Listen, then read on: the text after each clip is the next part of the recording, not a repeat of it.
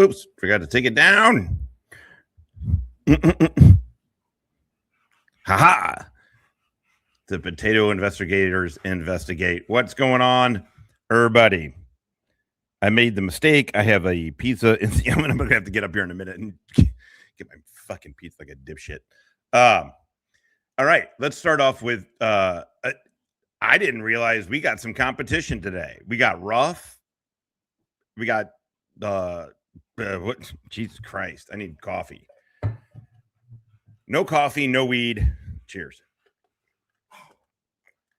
Okay, here we go. I don't know how much. Not bringing what we in the industry like to call the energy today. We're gonna go over Chris Ryder's stuff. One of the best parts. Well, here I'm just gonna play some Baby Karmic X to roll us in. I don't know what kind of audience we'll get. We got some competition. We can check up on Doofus Crest, folks. I got totally other stuff. Sorry. I got totally other stuff. I am really sick of those dudes talking about Ruff and his girlfriends. Okay. So let's start with this, and then how long is this? This is only a couple of minutes. And then I am going to play. Okay, we're going to start with this, and then I'm going to roll into King Bluto from the other night. Thank you to the audience, the person who sent it. And we got some screenshots of him. Holy shit. We'll do that. And then I know it's been played, and I know there's a ton of crossover fucking audience between maybe not me and Kfar necessarily, but like me and Killa and everything. But Kfar has been covering it. So I got some stuff too, some Dummy Kruger, but we can also check in on the people live. But let's just do this for a minute. How long is this? 2.5. You guys fucking suck. I'm talking about my free fucking chat. It's like, okay, you want to chat? Ask me something reasonable. Don't fucking make these stupid goddamn statements like you want to be a roaster. You're lacking the talent. You just come across as some weird, angry, bitter, jealous. No. You're questioning this in the chat? No. Can you redo it? I didn't see it. Just do me a favor, retype it in. Fucking insecure bitch. So why not act like a human being for once in your god-fucking sake in life? Why don't you try it with me? Act like this is what this is. I'm not gonna watch it. Who the fuck cares what GT says? All right. This is acting like a human being 101. Can you act like a fucking human being? Or is your fucking domesticated squalor of life so fucking shit that you gotta be, ruminating on the same stupid, angry, bitter horse shit every fucking day? It's old. It's tired. And it's just. No, it 100%, because of course, Chris and Tiffany literally think everything is about them. No. Are you kidding? First of all, Kaiser and JJ hate Chris Ryder. Hate that motherfucker. All the shit they called Tiffany? No. Tiffany's a dumb cunt. Fuck that bitch. No. It was for, I don't know who Kaiser was watching. He was watching some auditor.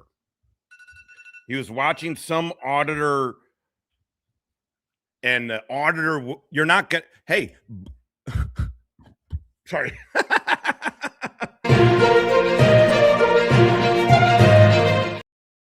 An auditor was being creepy, filming a woman. You're not going to believe it. Breaking fucking news. And if I remember right, the chick turned around and said something to the auditor, and Kaiser was watching it. And then I just put Glenn Harlow for $4.99 up. I like this woman. She got balls. I like that. But now it's for GT, right? Now we got 2 for GT. We don't even know if that's a woman. I love that word too. I do too. I was so happy to be hanging around Aussies and Brits that used it. I was like, fuck yeah. Fuck yeah. There's like nobody wants to start a revolution. Everybody just wants to press the same fucking button. I wanted to have a chat stream. I like to reach in and talk to everybody. But now everybody's turned into a bunch of fucking shit every day. So, I let it out. I let it out. I do. It's like, I totally could be confusing it too. It could be for Navy Girl. It was some video he was watching. All I can guarantee, I don't remember who the exact person was. I guarantee it wasn't Tiffany, though. It had nothing to do with Chris and Tiffany. You smell burnt pizza? Yeah, I know. The alarm went off. This thing's just got a... Okay, I can't talk to these people.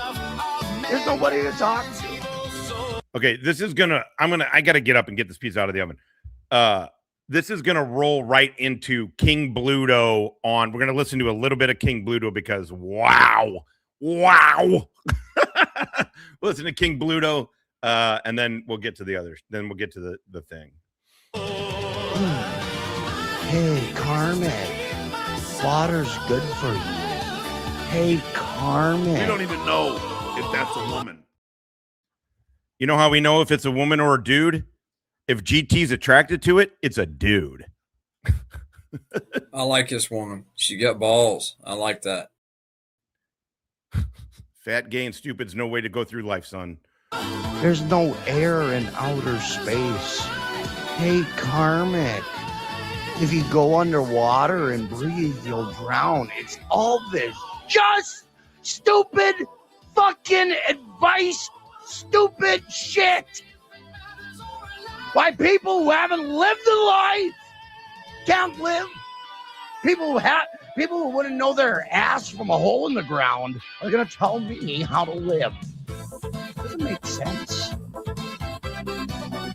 Doesn't make any fucking sense. Form.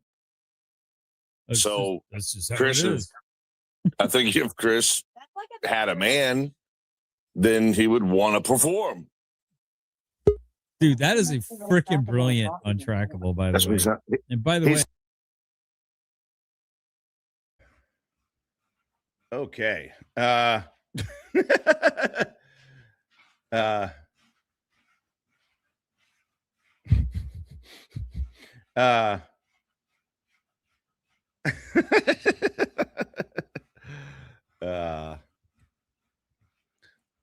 Sounds like Rocky Balboa. yeah, by the way, party just started. GJM is in the chat. What's up, King Blue? Fucking jism. Jocking on the jism. I did a fucking blunt. I can't get a full size. I'm not good enough to get a full size. I cut the leaf in half. I'm getting a little better. I actually rolled this one, not a cone. It's also, oh, you can't see it over there. It's also like crooked. But I'm gonna light this one up. All right. Jism, a hobosexual. How you doing? Thanks for the thanks for the whiskey. I didn't want you being up there the only one drinking. Oh, okay. Here are screenshots of King Bluto. He's got a bottle of Jack. He's the guy who couldn't figure out how Jeff got wounded in combat. Yeah, there's King Bluto. King to the Bluto. Hey, they over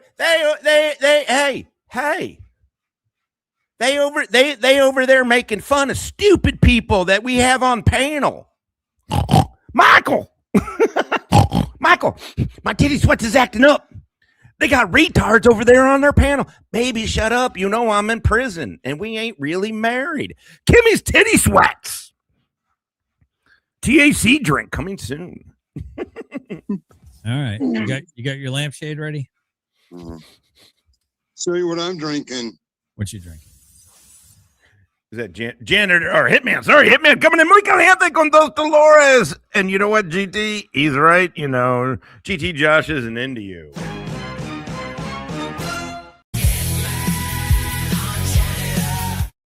This is what happens when you fuck a stranger in the ass. That's what happens. I don't want to do too. I think that's my only Big Lebowski. It's too easy to do Big Lebowski ones, but I like that one. You know what I'm saying? They have to do it behind your back with their mouth. I have been. And you've been saying you're not gay all the way up until today. So, you know, either way. Oh, I don't know if I can see it. What's up, Groovy? Is that Jack? I think it's Jack Daniels, right? Oh. Yeah. Single barrel Jack Daniels. Oh, cool. I've never really drank a lot of Jack. Yeah. Shit, man. That's where I started almost Jack Daniels. Yeah. Well, be careful with that stuff. I know. Might have some regrets. I don't drink it as much as I used to. All right, fair enough. All right, let's get. I know whenever I dabbled with a little whiskey, it had to be the smooth stuff. Jack Daniels is pretty smooth. Phew, boy, it burnt me up. I was more of a Crown Royal on ice. Isn't Crown like a little sweeter or something like that? Or? Yeah, it's easier. It doesn't burn. Yeah, Crown Royal is smooth. Yeah. No, and I have issues with digestion. So for me, you know, it was no fun drinking because I'd actually get sick before I would get a buzz. All these dudes. I didn't do Chris Ryder. I was only dating a stripper. I didn't do drugs. To be fair, also, dating is sort of the too serious of a term that I fucked a couple of strippers. A few, you know, like hung out. We were like fuck buddies. I wasn't dating them, but so I didn't do any fucking. I was in the Marine Corps then too.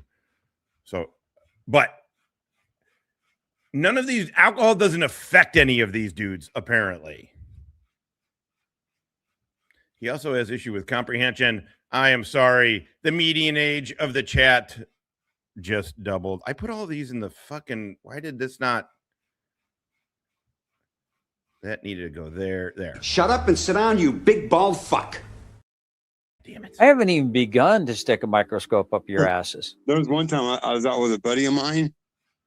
I was at his house, and we were sitting there playing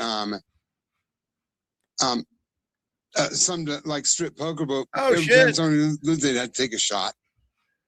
Yes, you did. Yes, you did, Mr. Buddy Lee. Do you come over here often? I don't feel like I recognize your name, but hell yeah. No. I'm a huge fan of the fucking Uncle Rico show. Those dudes are my favorite, man. Holy fuck. Was it Friday night show with Kumia on and they were just talking those radio DJs? Holy fuck. Hilarious. So yeah, that's me. That is moi. Mr. Buddy, you're not old Reverend Fugly, are you? Anyway, welcome, man. Welcome. Thanks for hanging out. I don't cover Dabbleverse stuff. Sometimes I cover Stuttering John, like when he shit his pants. But this my audience doesn't really like him that much, so we don't cover them. But we cover fucking doofuses. We got a good one here. We got a really good one in the dude in the little circle thing there. If you're watching this normally, I apologize if I'm giving you a recap you're already aware of. But this dude with the beard there, the gray beard, is a vet who is out of control. It's hilarious. So strap on and strap in, motherfuckers. Here we go. Oh, that's actually a good. Has anyone seen Wyatt? Do we have proof of Wyatt? Proof of life of Wyatt? Yeah. And also, what do you mean, JP? Look at Kuz's icon. I'm trying to give you guys a place to come. Do you mean like on her, like her little avatar icon? What do you mean, man? What's going on, guys? You got to spell shit out for me. Tell me what I'm. Thank you, supposed to be dude. seeing Thank or you, looking man. at. No kidding. I mean, I'm just a simple man. Take some pity. What's up, Tennessee Transparency? How you doing? Don't let Chris lie. He used to drink spritzers. Dude, she's casting shit. She's casting shade. How is that funny? How is that even remotely funny? You fucking retard. GTG, member for 23. Bente Trace Mesas. Shukran jazilan, ya habibati. Woohoo! Doofus Crest. Shut up, my show is still on. That's not a dude or vet, just op 4. Well done. I've actually literally never had a spritzer. That Are was they good? that was official misconduct. I said that, by the way. You can give her a sign off. Did you drink spritzers? Story. I was going to tell. No, that's fucking untrackable. I was waiting for him to leave. Yeah, there you go. He didn't want to come up. King Bluto didn't want to come up with untrackable. Damn, dude, sucking the life out of the room. Oh, he was. We got a tip that They had an untrackable on. the his ass. No, it's not. The dude talking put a gun to his girlfriend's head and punched her in the head numerous times, according to the police report and charging documents that he was convicted on. So yeah, way to go, GS. You have a fucking dude who's a cunt hair above retarded and a woman beater on your show. Good one. Great crew you got over there. Great crew.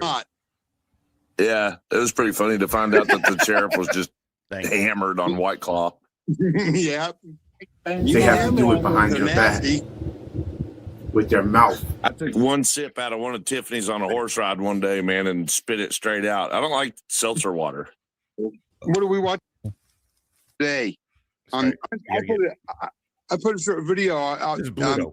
the other day on him. Mad Yeah, Dog check it out. 2020. Man, you're taking me back to high school, bro. High school, yeah. Oh, God. I got a talking pretty about good Mad way to Dog describe 2020? this. Oh, sorry, King. Go ahead, King Blue. They're talking about Mad Dog 2020. That's just Yeah. nasty. Yeah, I'm sorry. I got the I don't hiccups even now. remember. I sound like a lush now. I remember Oh, God, mixing it no. for jungle juice drinks Same here. in the cooler. It's not to interrupt. Describe what we're watching. Okay. Chris Ryder is so hard. The dude who claims he's going to sue me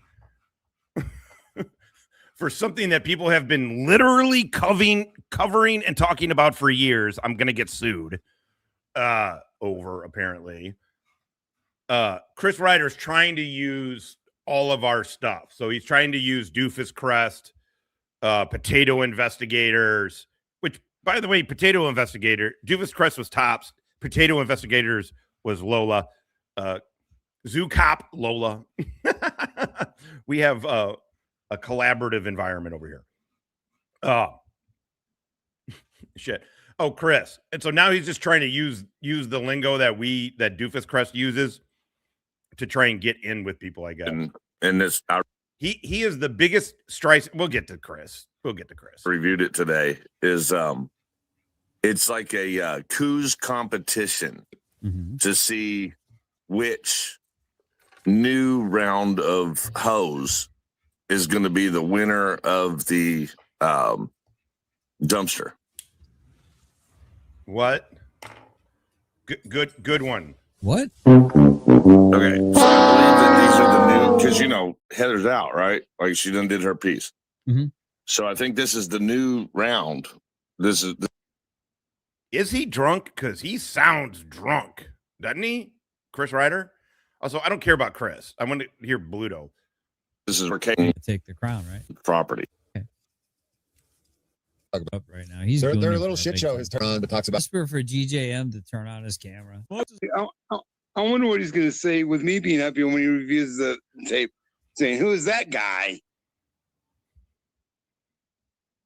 Who's that guy? It's this guy. That's who it is.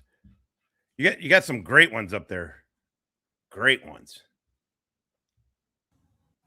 Yeah. Who knows? Yeah.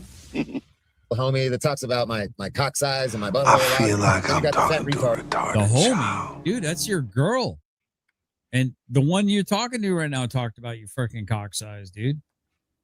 And he talks about his butthole. Yeah, you talk about your butt. These dudes are not denying that they talk about the dude's butthole and his cock a lot. They talk about his cock and butt a lot. Then they traipse up his ex-girlfriends onto their show. And I say their show because it's not Todd's show. It's Chris Ryder's backup channel now. It's Chris Ryder's backup channel. They traipse Ruff's girlfriends up. Then they watch a conversation for hours, for days they have been doing this. Watching Chris Ruff, YouTuber Direct D, the dude in the flannel shirt, talk to and about his girlfriends. This is hoe-ass behavior. Hoe-ass behavior. Butthole nonstop, dude. You freaking weird tweaker. Obsesses about what's in. Anyone know what's going on with Bao? Is Bao all right? Do we have proof of life on Bao? He doing okay? I heard some weird. Yeah, see, now he's checking up on Bao, the dude who has who you're not going to believe this, who has very recent allegations of breaking his girlfriend, his baby mama and girlfriend's face. I don't think they're believable. I do not, but also I haven't researched the shit out of it or anything. But there's still allegations and they're serious. I don't think he did it, but I hope he didn't do it. Stuff about Bao. Side of my asshole all the time. Anyone? Like, you understand what's happening over there, right? You have a bunch of like undercover faggots that fail to admit that they're faggots, but they've all found each other. It's like a little faggot undercover group therapy kind of thing. I don't know what's going on really, but it's He's so mad. Yeah, he's super triggered. What are you gonna do? It's kind of glorious. You guys have him sped the fuck up. He can get triggered, but you have him sped up. Does he sound like he's triggered? Texting you a whole bunch of times in a row, that felt triggered. This does not. I love it. I feel like I need to put 2 pairs of pants on and. How about you just give your nuts a tug for once and finally come to Kentucky like you said you were gonna? Or are you gonna wait till a good old somebody with 2 initials in their name pays for your ticket? Yeah. Freaking weird. Yeah, exactly. And this is why. She immediately started asking for money and her face looked fine. That's what I'm basing it on. Bao's fine. Bao serves a purpose, sort of. Not really, but who cares? But for everybody's sake, for that kid's sake, for her sake, for his sake, I hope it's not. I hope it's not true. And it does not seem like it. Say something sexy so I can finish. Watch the nut job prostitute Amanda just do all these, like, she keeps trying to make eye contact through the fucking monitor, and she's like trying to get Chris's attention. Yeah, she's probably flicking her bean right now. I mean, look at her. Look at her, dude. She's straight. I mean, would it surprise you if it was just a big long thing that Bao is doing? It's a weird one to do, but he's a weirdo, so who knows? Like, she's cuckoo for Cocoa Puffs, dude. Not only that, but I love how she's doing the whole, Facebook profile picture angles, like trying to look skinny. Because we saw her in her fight just a couple months ago. That bitch is a beast. Like, I like Natty Light. Bush Light's, I mean, I don't drink beer anymore, but Bush Light was my go-to. I like Natty Light too, though. Elephant size. Smells like one. Yeah, where from? You remember that song? Everybody getting free peaches? No rotten peaches. Tennessee Transparency said they make fun of OMC, Dee Dee's girl, look 40 years, retired tweaker, stripper, give them gold Tennessee statues. I actually have an MJ Klein video up. I love MJ Klein, and not that it doesn't matter. I mean, MJ's been out there forever, but I've been covering him for before TSN. I was stoked. I sent them a couple of MJ videos, actually. Like, hey, check these ones out. Yeah, no, we've been covering MJ for a bit. I love him. And I really like the way that they do the game. With I wish they showed a little bit more. I know why they don't, but I wish they showed a little bit more of his video. We do a little bit more long form here. But yeah, no, we got, in fact. What are you going to do? The fuck you going to do? MJ Klein's a drop. I give that drop a 2.98. I love when he goes into decimals. Yeah, I was actually thinking about. Well, we got a lot to cover today, but I always keep an MJ video sort of chambered just in case. I fucking love him. I just can't bring myself to call Tiffany Tiffaho. I just can't bring. No, he's fucking not, dude. There's some rumor got started with that. He is not. He's. I mean. He's autistic or something. Something's going on with him, but he is not. Come on, man. Myself to call her that. Well, she does. He's embracing it. It's okay. You know, we take the name and have fun with it. Yeah. The more you act like I just can't bring myself to say that. Yeah, well, that's very kind of you, King Bluto. Yeah, the more you act like something bothers bring myself you. to say it. Yeah, well, you said that twice now. All right, Bluto, you're repeating yourself. You know I feel about that. Sorry. So is Amanda low-hanging fruit? Is that what they mean by peaches? What? I don't even know. No, the peach is like the butt, man, or the vagine. It's like the symbol for like an emoji symbol. The vagine. You can't even say it. He says peen and vagine. He said he used to slam his. I'm not kidding you. This dude who we are listening to with that gray beard said. He was the man that all the women wanted. Legitimately said that. He said he used to slam peen into vagine. That's how he put it. That's how he claims he got laid. So other than all the women in the Niagara Falls area, Buddy Lee. I don't know how. Mr. Buddy Lee. I don't. MBL. No, we have an MBK. Lee. He was 20, he was in his mid 20s, he had done a deployment to Korea. This was like early 90s, came back, mid 20s, met his girlfriend when she was 17 at the food court on her, according to him, on her 17th birthday. Just so happened. Yeah, there's a lot going on. Like the cooter.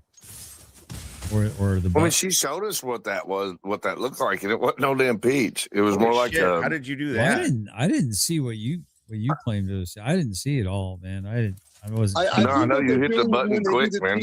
With the phone, they're boofing. Chris is boofing the phone up his butt again. That's what I think it is. It looked like if you. You know those mattresses with like the whole bunch of the bumps on top of them, right? I thought he was the only 21 or 22. I mean, that's still. I mean, you're able to buy alcohol and you're dating a high school girl. I don't know. Some reason 21 to 22. I mean, it's still. Still. Comfort. Mm-hmm. Like it looked like if you zoomed way in on one and like put maybe like an olive inside of one of the crevices.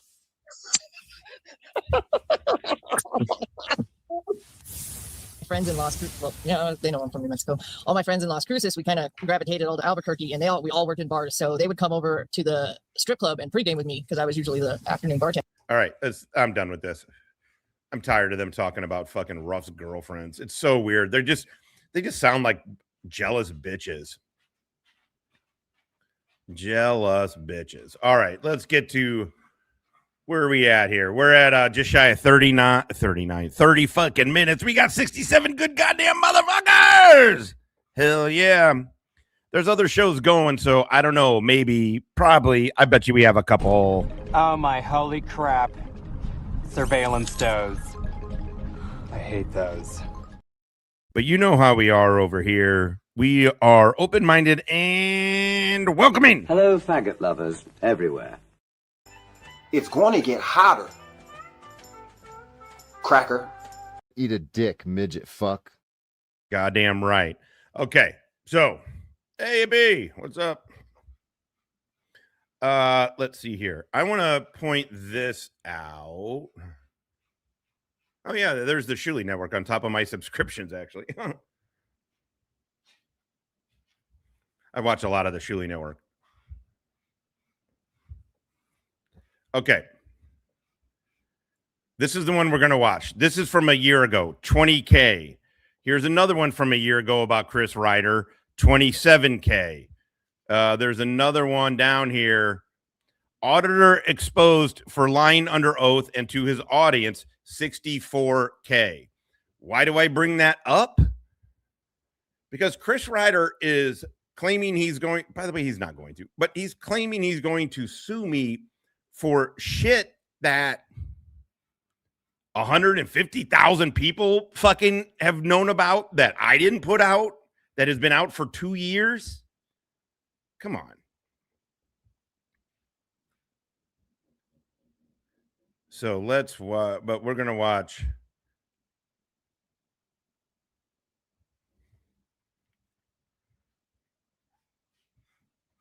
Welcome back to the Dummy Kruger channel, everyone. Shout out Dummy Kruger. This is about 2 years old, almost to the day. Well, no, a month shy of 2 years old, I guess, right? What's the...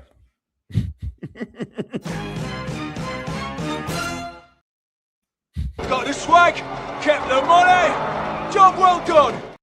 Did not mean to hit that one. All right, here we go. Here we go. Today, I'm excited to bring you an updated version of a video I released back in April of this year. The third and final part of one of the most absurd court cases I've ever come across. The original video was taken down under the quote bullying and harassment policy, as I apparently didn't redact enough personal information from 25-year-old court documents at the time. In this updated version, I've significantly redacted that information. While it may not be as transparent as before, it's the only way I could get it back up. Throughout the video, I'll also jump in to share updates on what's happened since. I do. I did not realize how pale I am, especially my legs. By that fucking video, I was like, oh, snap. Giggles! Membering up. They have to do it behind your back. With their mouth. Because I see 10 steps ahead of you, you don't see shit. Thank you very much, Giggles. The original upload. Let's get to it. Do yourselves a favor, member up.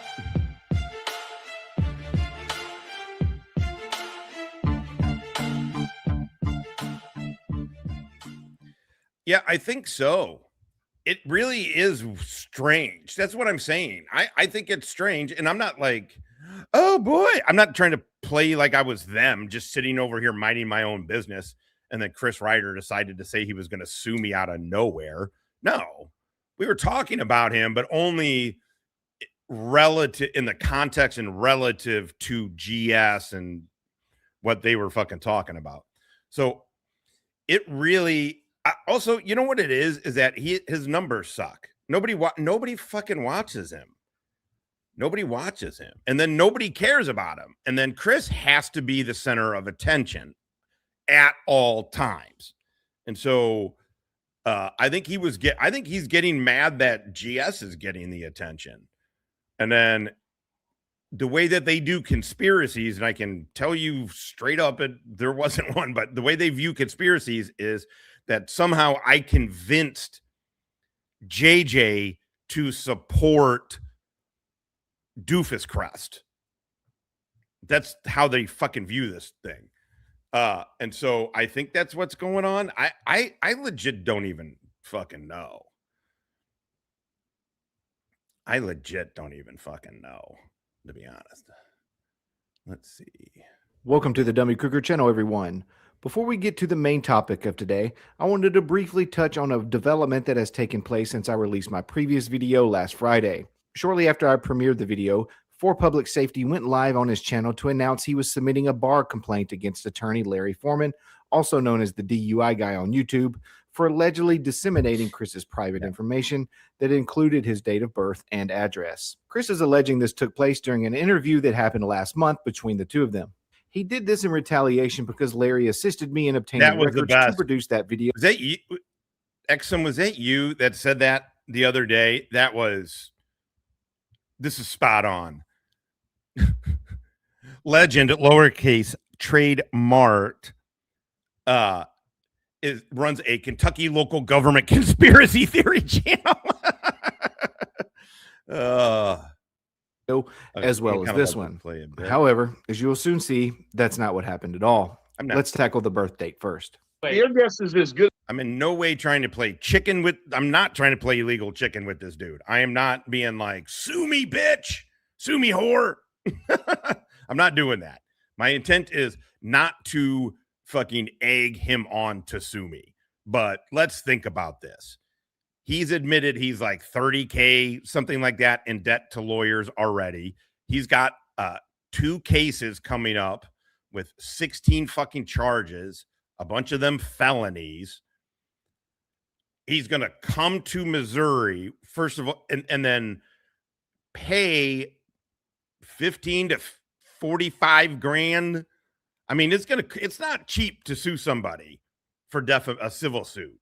So if you get a lawyer, so he's going to pay. So now he's going to be what, 50 grand in debt, 50 plus grand in debt to sue me over something that is made public that over 150,000 people have seen, that numerous channels cover. Yeah. Good luck. Good luck with that. Oh my God. GT, fuck off. You know, the reason you keep coming here is because I'm blocking you. And you know that. And I'm just going to keep blocking. I mean, if you want to keep burning fucking things, go ahead. You just want attention for hey, everybody, the fat homo that fucks a dude that's dressed like a woman made a short about me. There you go, GT. That's what you want, right? You want the attention. You want go make more videos about me. That's not a request. Go make more videos about me. My subs and my viewership and everything else is going up. So go make more videos about me, fat boy. Go do it. That's not a request. His mind on this whole case, because like it never happened. Like what they were alleged never happened. There was no case in 1999 involving me in Hardin County, Kentucky for drugs, you know. So I was shocked. I didn't know. Wait. So if you're new here, the guy on the right is the dude who's claiming he's going to sue me. This dude does nothing. He's one of these guys who just gets into court cases to try and win a lottery. It's his scratcher ticket. That's what the fuck it is. Oh my God.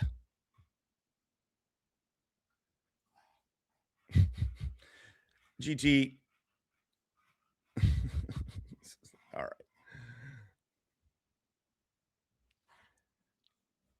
You fuck a dude who dresses like a woman and you pretend to yourself, I guess, I don't know, in the public that it's a woman.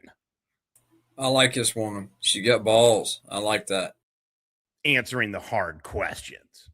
Give me a fucking break. Dude, you know, there's years of videos of me talking. I mean, not years of just JJ, but JJ in context. Go watch him. Go ask Boquist. Boquist has a membership, or you can membership. You can have access to all those videos. I took no videos down about JJ or anybody. They're all behind a pay. Anything a year old or older, a year or older is archived. So it's all there, dude. You can go check it out. I know. By the way,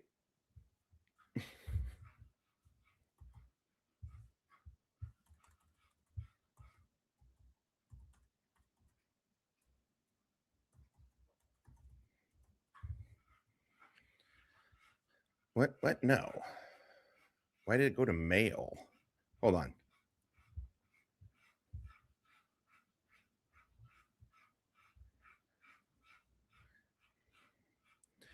This is the dude. This is the dude who's trying to ask me the hard questions. This is this guy. And his girlfriend, or the person he was in it, I don't know if they still are or not, in an intimate relationship with, what's her fucking name? Lana, if I forget her last name. got arrested, and all the police documents say it's a dude. So I don't know, man. I don't know, GT. I get it. You think I'm hurting your feelings. Go make more videos about it. Go make more videos and shorts about it. Again, that's not a request. Do it. There was no marijuana case at all. That never happened in my life. So I was baffled. I just thought, okay, I know what you're doing. Hold on a second. Hold on. Never in your life have you been charged with marijuana in 1998, 1999. Never in my life, period. I've never been charged with any kind of drugs, never any alcohol related charges. What's never your in my life. Yeah, except for the dude on the left is a lawyer. He's I don't know how big he is, but he's last I checked, he had a pretty big channel. Like I think he's over 100,000, right? He is a Kentucky lawyer, a defense attorney in Kentucky. That's where all of this is at. And Chris Ryder, because he's Chris Ryder, believe in him and Tiffany, because drug addicts and they're either on drugs or two of the dumbest people alive. And by the way, those two things aren't mutually exclusive, but they're at least one of those two things. And so they think they can outsmart Larry. Holy shit. Really? Boy, that dude blew up, didn't he? Because he had like 25,000, I believe, something like that when this came out. Yeah, he had the weed charge. So it's really what Chris really wants to do is confuse the situation a bunch. He got a weed charge, right? Which is dumb. It's ridiculous, but whatever. It's 1998.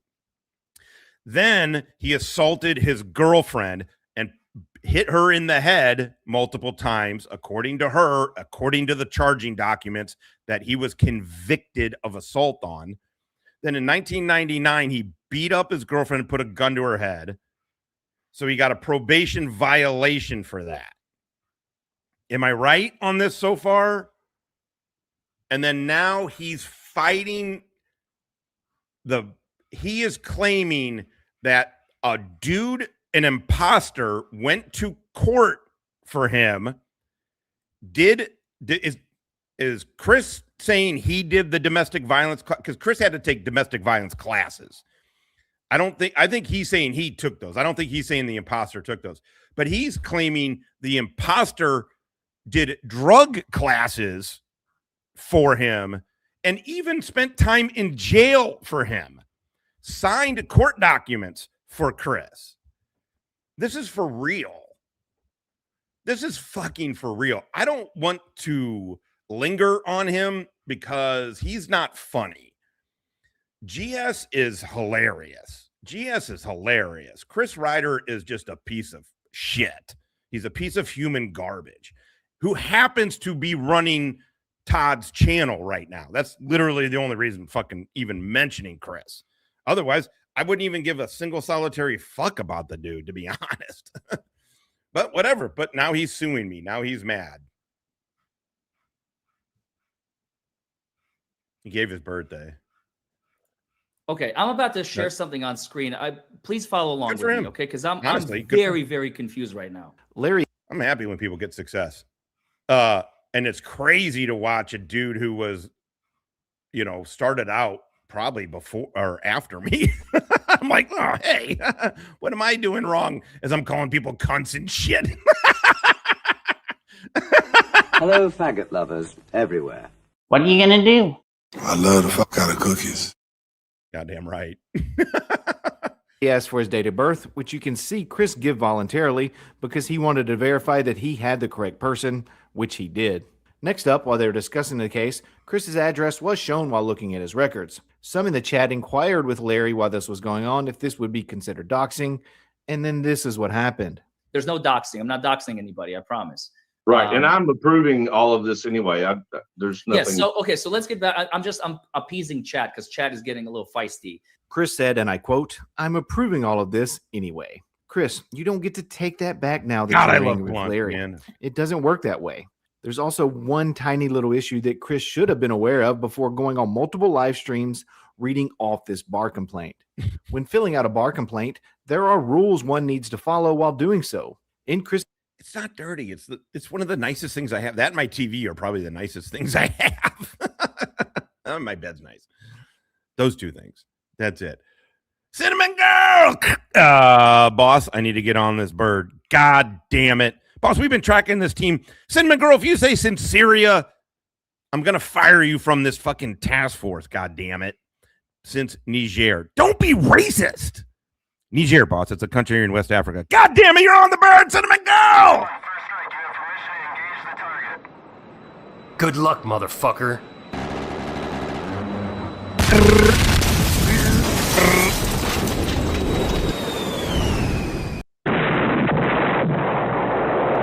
I'm opposed to dildos. Got the swag, kept the money.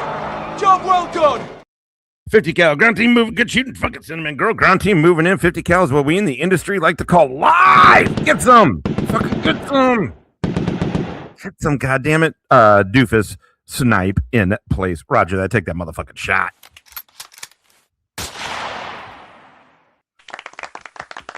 And the talk erupted in applause. Thank you, Cinnamon Girl. Thank you. Thank you. Oh, shit. Did I miss a bunch of... Oh, shit. I'm sorry. I missed a whole bunch of people here. Savage Secret Girl. I never call you all that. Come to Muy Caliente con Dos Dolores. Fuck yeah. We're just going to nail everybody. Oh, shit. OG. Tom Donovan. Tom BN coming in muy caliente con Dos Dolores. I watched Tarnished Badge, the Jamie Knowles story, full documentary, posted 3 days ago. Writers No Liar brags about helping crack the case while being nowhere in the documentary. Hail Doofus Crest. Oh no, they couldn't put him in the documentary because it's an open investigation. Right? Isn't that right? They have to do it behind your back with their mouth. I haven't even begun to stick a microscope up your asses. You ain't getting that TV back, Tommy! You ain't getting your TV back! And fuck you! And fuck you! What's up, Boot? Thank you, Tom Donovan. Huge supporter of the show. And we can, well, it's not his family. His ex-wife's family. His ex-wife is from the area in Italy where my grandfather's from. So we can trace the families back to the old country. It's some greaseball shit. Don't worry about it. It's his defense. There are 10 in total, so maybe he just missed it. Oh, wait. It's rule number 1. He probably should have caught that one. It reads, Supreme Court Rule 3.150 provides this matter is confidential until the Inquiry Commission or its chair has acted. Given Chris is an investigative journalist, I'm sure he took the time to investigate what this Supreme Court rule says. Would you look at that? Number 1 again. What are the odds? It reads, confidentiality. In a discipline matter, the proceeding is confidential prior to the filing of a verified answer to a charge. And finally, this next one is definitely not Chris's fault because he would have had to scroll all the way down to number 3, duty of participants. All participants in a proceeding under these rules shall conduct themselves so as to maintain the confidentiality requirement of this rule. Chris, rule number 1 says you have to keep this confidential upon filing, which means you kind of already blew it when you went live streaming for hours about this bar complaint. Oh, well, strikes and gutters, ups and downs. Yeah. Also, we were very early on Lisa over here. Admittedly, though, I saw the first time WATP had him on, and that's what keyed me onto him. So I wasn't like the first or anything, but we got onto them early. Even reached out to do a show. It's really too bad that producer fucked their shit up. But yeah, Lisa, she killed a dude with a screwdriver. Why a screwdriver, you ask? Because the hammer wasn't working. Fuck Ava. That chick sucks. Downs. Let's get to the story. Really quickly before we get started, the bar complaint that was submitted last spring was officially Lisa, tossed RIP. out almost immediately. Sorry, here. I do want to hear this update. Yeah, Lisa, R.I.P. fucking goat. You know what? We're just gonna do one more. So we're Tommy, you ain't getting your TV back. And fuck you. She's got a ton of great drops, but that's just the one. That's the one. Already blew it when you went live streaming for hours about this bar complaint. Oh well, strikes and gutters, ups and downs. Let's get to the story. Really quickly before we get started, the bar complaint that was submitted last spring was officially tossed out almost immediately without even a hearing. Back to the video. Today's video takes us to Hardin County, Kentucky for yet another follow-up to the mysterious case where someone pretending to be Christopher Ryder is issued a citation for possession and drug paraphernalia. It was health issues, health complications. I don't know. I don't know for certain. Helga was very nice. I mean, Lisa was the star. Helga was very nice to us. She came over here a couple of times. The guy, well, I'm just saying this for anybody new, but the guy who was producing my show for a little bit, there was email and contact with them and shit. Kind of dodged a bullet, not bringing them on in any way. Got nice hair for wigs, you know. Those bitches are nuts. Helga mowing her lawn in the bikini. Man, they were just living their life.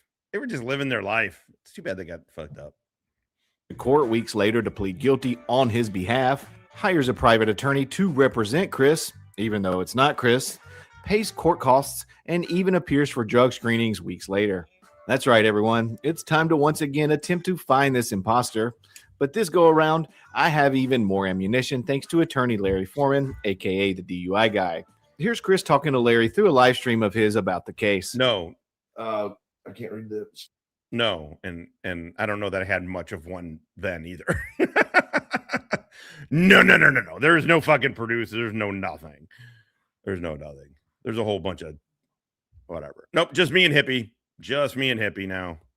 Keep moving. That is it. You don't want to get me convicted on your channel.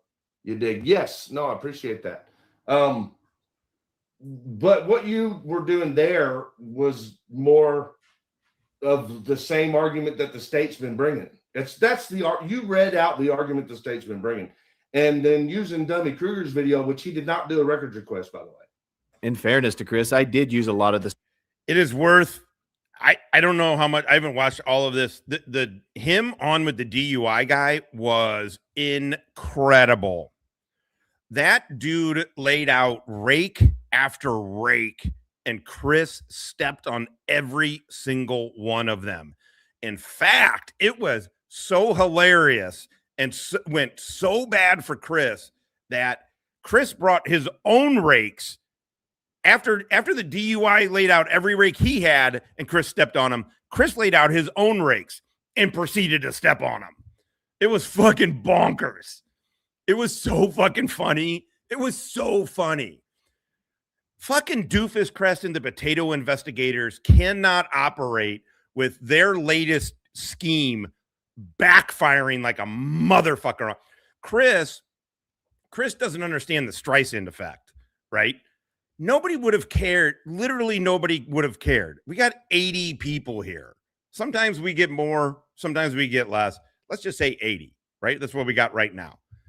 Man, hundreds, not a lot, hundreds of people maximum, most of which 99% already know about Chris, would not have even thought about what I fucking said.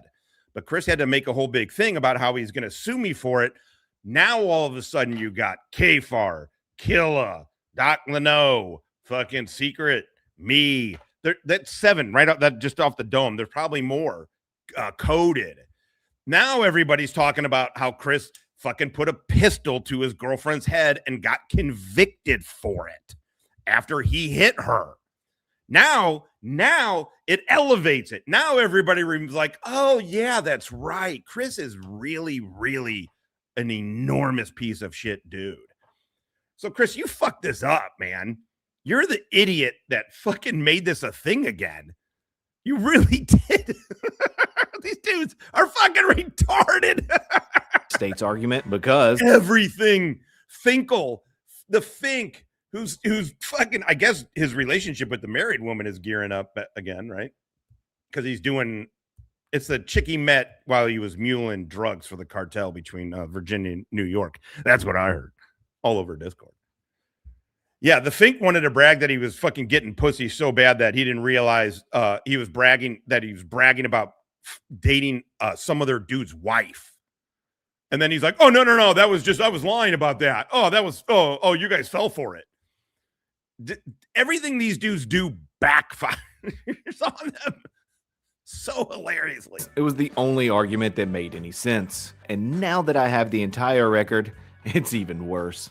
Nobody requested the records. I wouldn't care if they did. And you're more than welcome to if you want to do that on your own. Now, of course, Larry didn't need permission to request all of the records, but it was nice of Chris to let him know he was welcome to. So, Larry did request the records from multiple counties concerning this case, all except for the actual hearing that took place in November of 2023, because that record was sealed in February of 2024.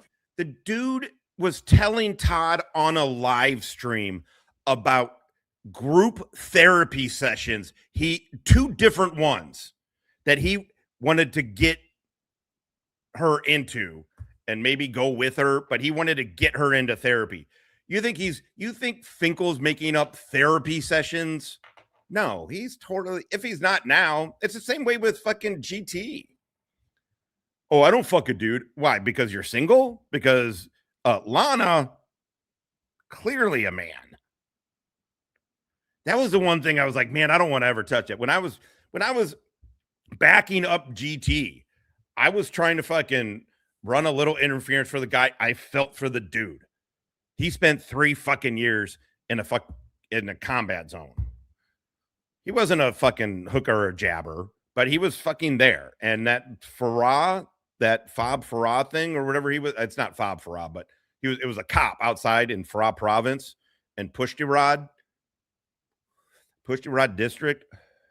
That was pretty fucking remote. And there was a lot of fucking smuggling going on because that was a main route to get drugs into, that was the southern route to get drugs into Iran and then Turkey. So, and then Wrangler and Kfar were like, he's stolen valor. And I was like, and then he came on and I gave him a platform to refute that. And he did with official documents.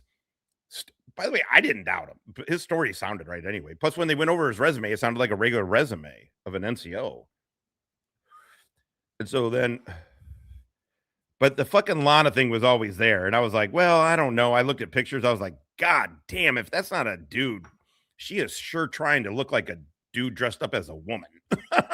You know, I'm not trying to fucking out people or whatever, but that was one thing I wanted to stay away from. But now that he wants to be annoying, like crazy fucking annoying, go make more videos about me, you little punk. Not little, you fat punk. However, I already had a copy of it, and it can be found on multiple YouTube channels, including for public safeties. For a quick, I blocked him. Him and Chris have the fucking distinct honor of being blocked over here.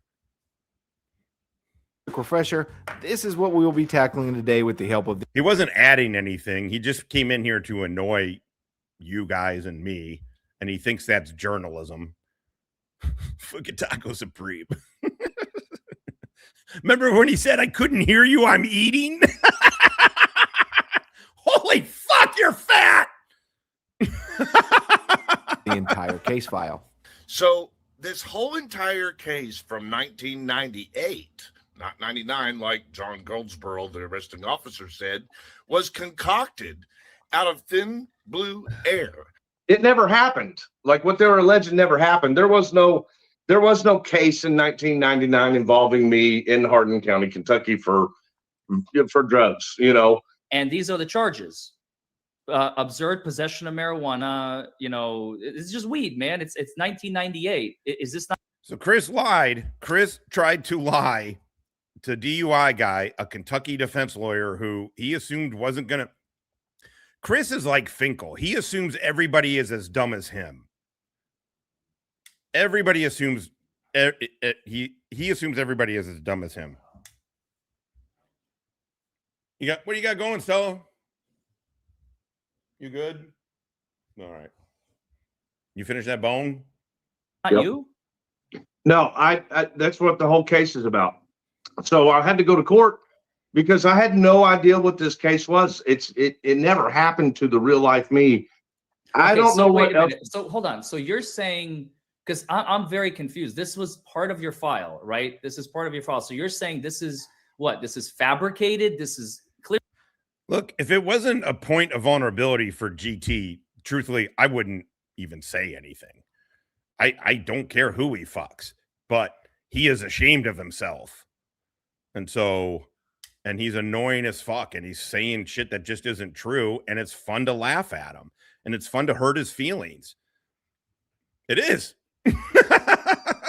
Because he can't do it. Because what's fun is he comes in here and is like, oh, you think you're going to hurt my feelings? Here's what somebody hurting your feelings looks like. And then just fucking nail him and be like, there you go. That's what it looks like.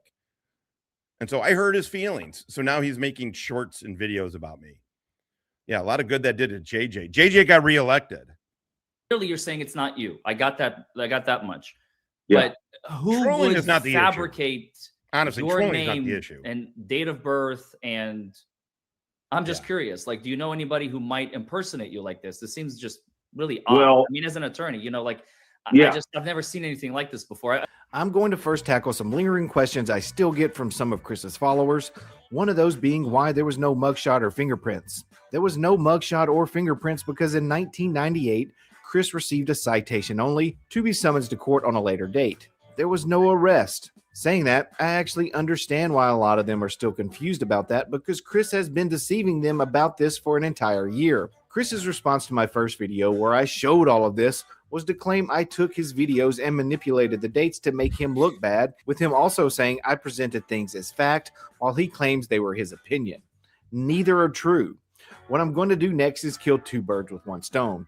I'm going to show you clips from my original video that discusses his mugshot and fingerprints, but I've added the dates to the clips. And then I'm going to show you a clip of when he actually learned there was no arrest, thus no fingerprints or mugshot, because it will prove without a shadow of a doubt who is being deceitful. I guess that's three birds with one stone. Booking photos. Well, then again, yes, there was, but they don't have them anymore. And that's part of what puts them in a better position to use a case from 1998, right? So, and I think that they have the burden of proof, right? They have the burden of proof because they're not going to show the fingerprint. They're not going to show the mugshot in that courtroom. So if you guys won't do that, then why shouldn't I be really? I mean, the truth is, man, part of the reason I feel for him too is obviously PTSD, I struggle with PTSD. Part of that comes depression. Part of that comes I'm okay like right this second, but part of that comes depression. With depression comes laziness and putting weight on, like me. That's so I feel for him. And you could tell just even from his military pictures that kid's he was a food blister. He PT'd. They made him PT all the time so he could stay in weight. But you could tell, man, that dude was a Twinkie away from fucking. And then that's what happened. And so then now to try and make up for how bad he feels about himself, he tries to harass people and calls it journalism. And then has zero impact. Has zero impact. Hopefully it's making him a little bit of money, but obviously there's a reason you're not going to show that to the judge. Why would it be? There's only one answer I can think of. If you have it and you won't show it to them, the only thing that means to me is there's a reason you won't show it. What is that reason? Guys, put in chat what that reason is. I'm not even going to say it. I'm going to let you say it. Here's the reality of a case like this.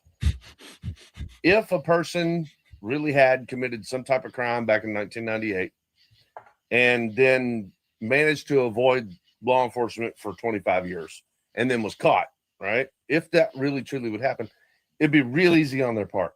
If someone came into court and said, wasn't me, it'd be real easy. What they would do is they would say, Here's the fingerprints. Oh, are they not a couple? Are they not a couple?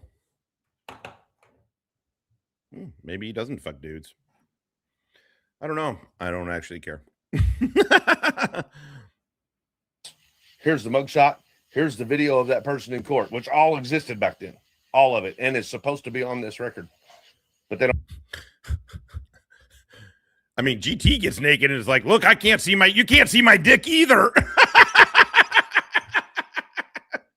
And then they scissor. Don't have it. Those are the things they're missing. Exactly those things are missing. The fingerprints, the mugshots, and the video from court. Missing. And not only that, but they are Isn't it? It's like he reminds me of like his little fucking for immediate release shit. His whole news thing when all he does is cover Doofus Crest anyway. That's why I say he's the Doofus Crest Gazette star opinion blogger. It reminds me of like a 10-year-old with initiative, you know. Missing imperative, and then you see his portions charts of those records that they absolutely have to retain by law. If there's still an open case, they're not allowed to throw away anything out of that record. So here's what they've thrown away. Thank you, Blue Steel. I have my moment. Mugshots, video of the courtroom, which was on VHS at the time. They're throwing it away, and they've admitted to throwing it away. They're saying we disposed of those particular portions of this record. That's not how it works, y'all. All of the rest of the file that would actually prove a person's guilt, like mugshots or the video of the court or any of the other documents in the entire record that would have been substantial enough to say this is the person they conveniently had destroyed on purpose. On March 4th, he specifically said there were booking photos, but they are no longer available. On March 6th, he speculated that the county might be withholding the mugshot and fingerprints for reasons related to a possible imposter scenario. On September 5th, he says as fact that a mugshot and fingerprints existed for the case, but are now missing. On October 13th, he once again says they threw away the mugshot and fingerprints. And finally, on December 7th, 9 days after the hearing had concluded, he was still telling his audience that they destroyed the mugshot and fingerprints. Now, the video in question, I was told personally wasn't available. He was telling the sorry, I truth pulled it about up. that. Sorry, Booger, you're right. I pulled it up and then I sorry, buddy. Thank you. Booger Banger! Coming in muy caliente con 1.9. Motherfucking nueve. Fuck yeah. Is that an alien squatting next to Ryder? Is her head getting bigger? It feels like her head. Is she like looks maxing? You know, where they hit those incels hit their face with the hammer to widen their jaw? Thank you, Booger Finger. There it is. We're gonna let that big dog eat. Get some. Get some, motherfucker. Get some. Doofus Snipe. Take that shot. Richard Booger. Shukran Jazeelan. Yeah, Habibi. However, would anyone be surprised that Chris learned all the way back on January 9th, 2023, that no mugshot or fingerprints ever took place because there wasn't an arrest? Yet for almost an entire year afterwards, he was lying. I'm excited for the Blues, but I was excited last season too, and then they just laid a fucking egg. Fucking terrible. You would think after taking the fucking Jets to 7 games after they won the President's Cup, we had a core of young talent. I don't know, man. I like Kyrou and Thomas well enough, and Binner, but I say trade high on Binner. Lying to his audience, making them believe they did exist, but were destroyed. So what I'm telling you is I need the fingerprints for that. Yeah, but he knows person hockey. in here, and I'll be done. Game over. Get it, to be honest with you. Mugshot. Well, I mean, that's what I'm saying. We can't find anything else. But you booked somebody. As of right now, still, we don't have a. That is the original. It's a copy of the original right there. It ain't in there. What's missing, I know, Josh? but what I'm saying is that we don't have anything on our file where any arrest was made back in 1998. Let me tell you what's missing. I'm hearing you. What's missing? Are we watching a conversation between GT and fucking Ryder? Fucking Preds. His fingerprint file Anybody but Tampa Bay. I'm sick of Tampa. Why ain't there a booking photo? But it's showing there's nobody that's ever booked in that time and that date, all that stuff. You know, when that. What do you mean? You're saying this never happened? Well, saying back in 1998, that's when the arrests ever made. I mean, the way it looked. After a few more minutes of them going back and forth, the jailer finally asks Chris if he could look at his paperwork. That's when the jailer quickly realizes that no arrest ever took place.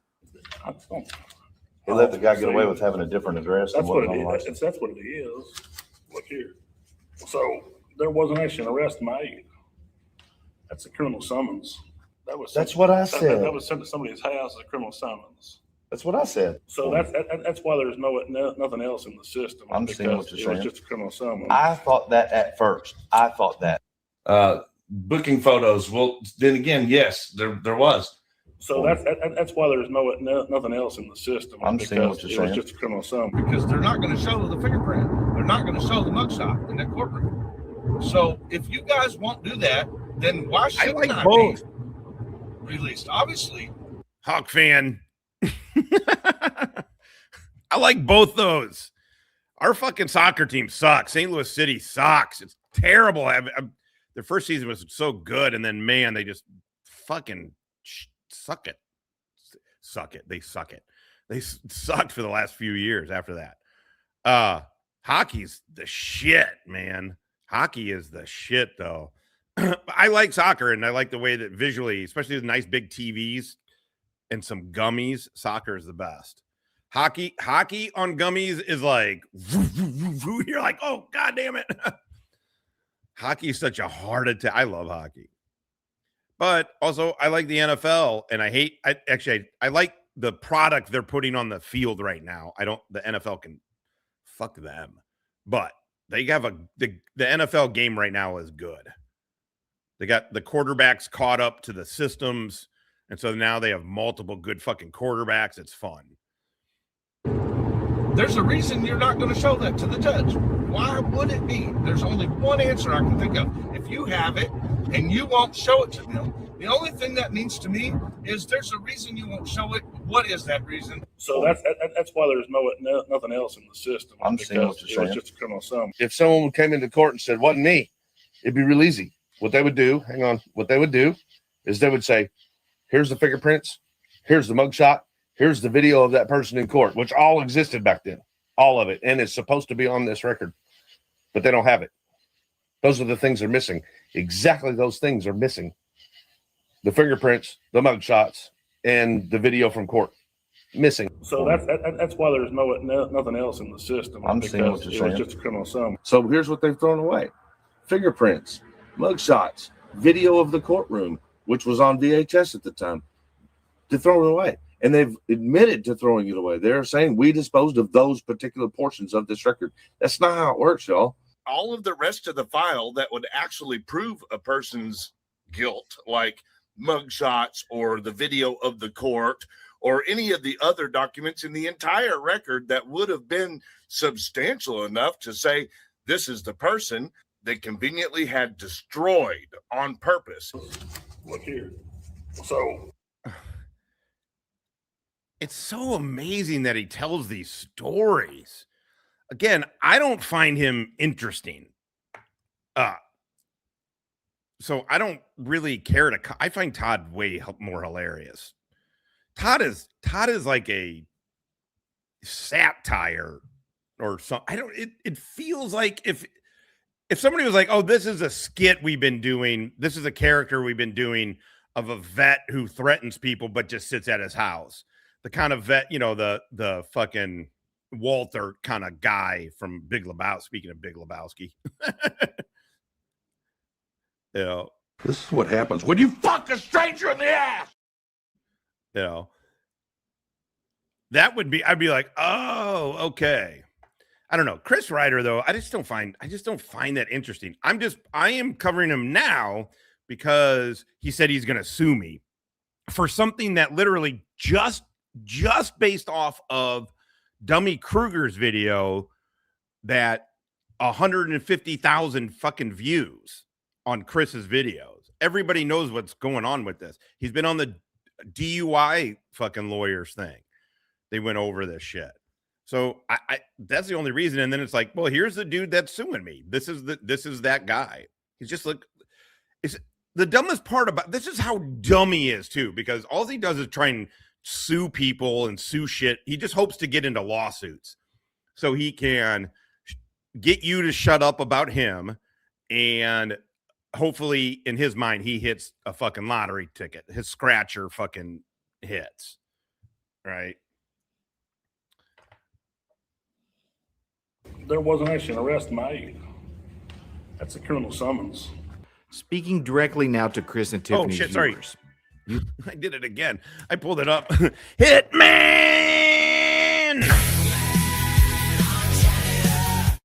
Come to week Cinco Dolores, motherfuckers. Cinco motherfucking Dolores. Jen and I are taking my mom to her first Steelers game. Go Pack Go.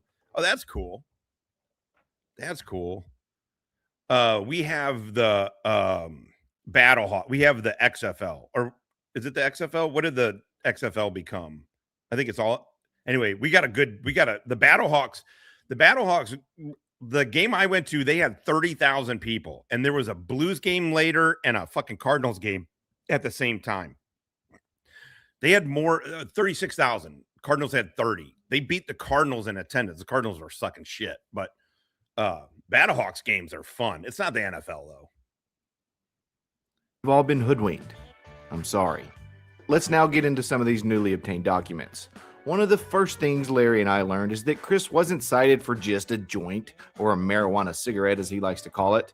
There was more to it. And I know there's probably some pretty crappy attorneys out there, but what attorney would have their client plead guilty to one single marijuana cigarette? UFL. Thank you. Let's Thank you, face it, Candace. we're I couldn't talking remember about what a it case, an alleged case UFL. involving one single joint. So Chris was originally hit with 2 charges. The first one, possession of marijuana. Per the police report, the officer wrote, upon checking the welfare of a minor, when we were inside the residence and found a small baggie of marijuana, which was inside the kitchen cabinet. Kadav, which is not how you pronounce his name. It's like Kevin David. I just like, I called him Kadav at the first one, and I was like, oh, well, just stick with it. It's always good to see you around again, man. Long time. Other than the other day, when you came back, I'm glad to see you're doing well. I spent some time this weekend trying to get up to speed on Chris Todd and Finkel BFF madness. Wow, you can't make this shit up. No. And if you did, and you brought it to somebody, they would be like, tone it down. The audience is not going to believe it. But boss, I got the best goddamn Doofus Crest script ever. He's like, no. Tone it the fuck down. Make it a little more grounded. Yeah. Hey, SV, I was told you did not allow Kitty Zed, allow GT to dox me over here. Just wanted to stop by and tell you I appreciate for that. No worries. No worries at all. And I apologize for calling you a junkie. What are you going to do? No worries. Yeah, fuck that guy. I mean, I did it for everybody. I asked everybody to not do it too. But yeah, fuck him anyway. Given to us by resident.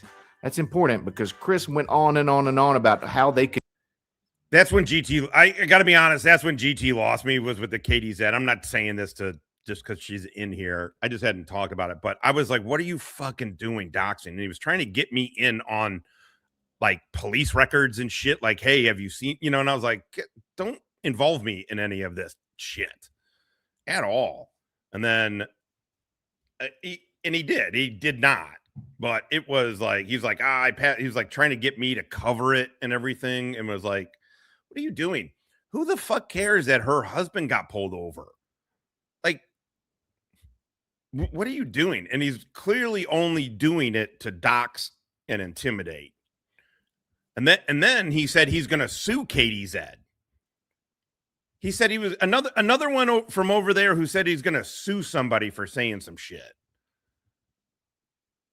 That he played pretend cop, according to him. I don't know what Katie Zed said about him. I can imagine fat, gay, and stupid in some order. Legally check the kitchen cabinet, but it looks like Chris informed the officer that it was there. Number 2, possession of drug paraphernalia. I Upon was checking the harsh. welfare of a minor, I was harsh on that. I was. But and the only reason I'm saying is because you did bring it up.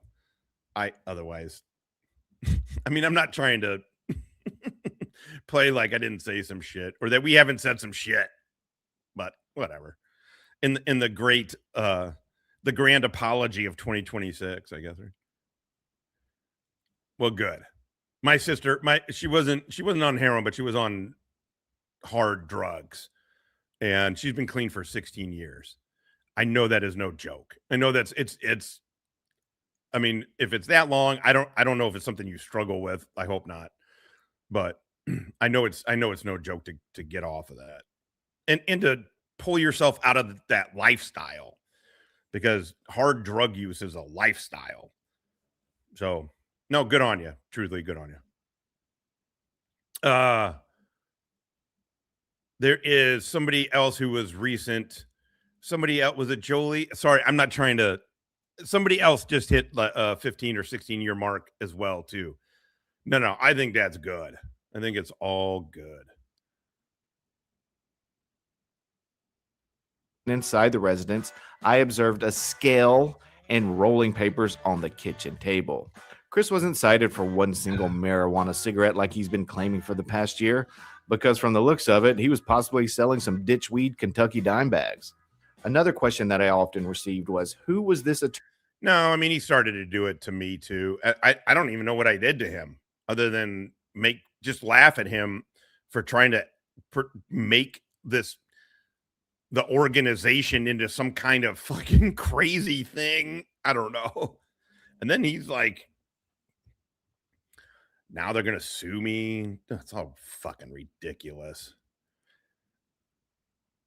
These dudes they're all just losers, you know? Attorney that represented Chris, and why can't anyone seem to find them? Chris has said on multiple occasions that he thinks some of the records have been manipulated because he couldn't locate the attorney. By the way, I'm going to caveat what I'm about to say with, I believe GS Todd Bryant was in Afghanistan. I do. I believe he was a FOBIT in Afghanistan. When GT went up on his show a couple of days ago, I think, and they were talking about Afghanistan, Todd made it, the shit he was saying made it sound like he had never been there. It was bonkers, the shit that he didn't know. Like, really bonkers, the shit that he didn't know. Like, it's okay to not know Farah province is in. He's like, I was at Logum. Okay. And then he was like, RC South. Was Logum RC South? I thought that was Southwest. But then again, I wasn't in a RC. I was in a SOTF. But I think Logum was at Southwest. Doesn't matter. Whatever. Probably RC South for the conventional guys. Then he didn't. And he's like, okay. And he said Bagram. And then GT was like, well, I was not at Bagram. It was like Kandahar. I flew into Kandahar, CAF. And he's like, oh yeah, Kandahar. That's where we would refit. Refit? What are you talking about? It was, and then he's like, oh, where were you at? Like, and he didn't know anything. He didn't know any about geography of Afghanistan at all. It was strange. And again, maybe you don't. If you are a broke dick OP4 dude, I don't know why you wouldn't study up on Afghanistan, but he didn't know shit about it. And then he's thinking of the Korengal Valley. He's thinking of the Korengal fucking River Valley, where dudes were, two fobs, Fob Right and another fob, were overtaken. Restrepo, people know the documentary Restrepo. That's Korengal Valley. Hippie and I had buddies that were in there, numerous buddies. Those dudes were fighting in that area. But that was RC East and not that far from Log. I mean, it might as well have been, the moon based on the mountains. It's hard to get there, but Logum is not that far from there. It was just weird. I was like, what the fuck? How do you not know anything about this? All you talk about is that you're a disabled combat vet. Todd mentions it 3 to 4 times a fucking show. But then when he talks to a dude who was in Afghanistan, GT, he doesn't know fucking shit. And it's not that he's like, oh, I don't remember, man. That was a long time ago. No. he's like, what was that valley? Wasn't that out west? That dangerous valley out west? He's like, there was like shows about it. They made a big thing. Yeah, the Korengal River Valley. There was the Upper Sangin River Valley, but that's only for the only people who know that really are MARSOC guys, some Marines, really. Also, I feel like I remember everything too. I have a vivid name. You know what's really bad? And part of my thing is names, because once people start dying and getting hurt, it's like don't remember. It was weird. I have a hard time with remembering people's names because it's like I don't want to know. And then you compartmentalize when somebody gets killed or whatever. I'm not saying I don't remember their names. I'm just saying. Okay, let's finish this. Enough about that he hired to represent. It was just wild to listen to. I was like, what? How do you not know any of this shit? Also, it's shit he's bringing up. It's not like GT is, asking him questions. He's asking GT stuff. He's like, oh, this and that. Kandahar, that's where we would refit. Like, sent him, but I did. On September 23rd, 1998, the defendant appeared with a private attorney, BJ Holycross.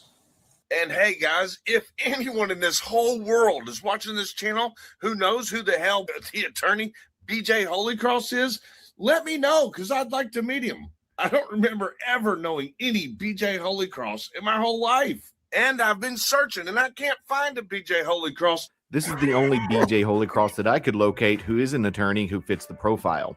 Reading her bio, she says she went to undergrad at Murray State, which is located in Kentucky. She then went on to get her law degree at SIU.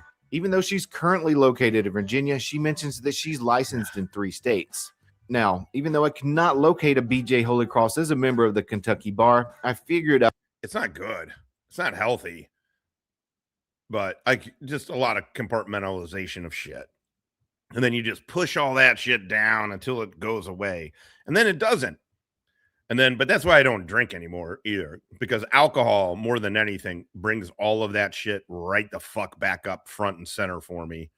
And I like the alcohol buzz, but man, is it not even remotely worth it for me. Besides the fact of the way I act on here and shit. But it's just, even contained. I was like, oh God, this is too much shit comes up immediately with alcohol.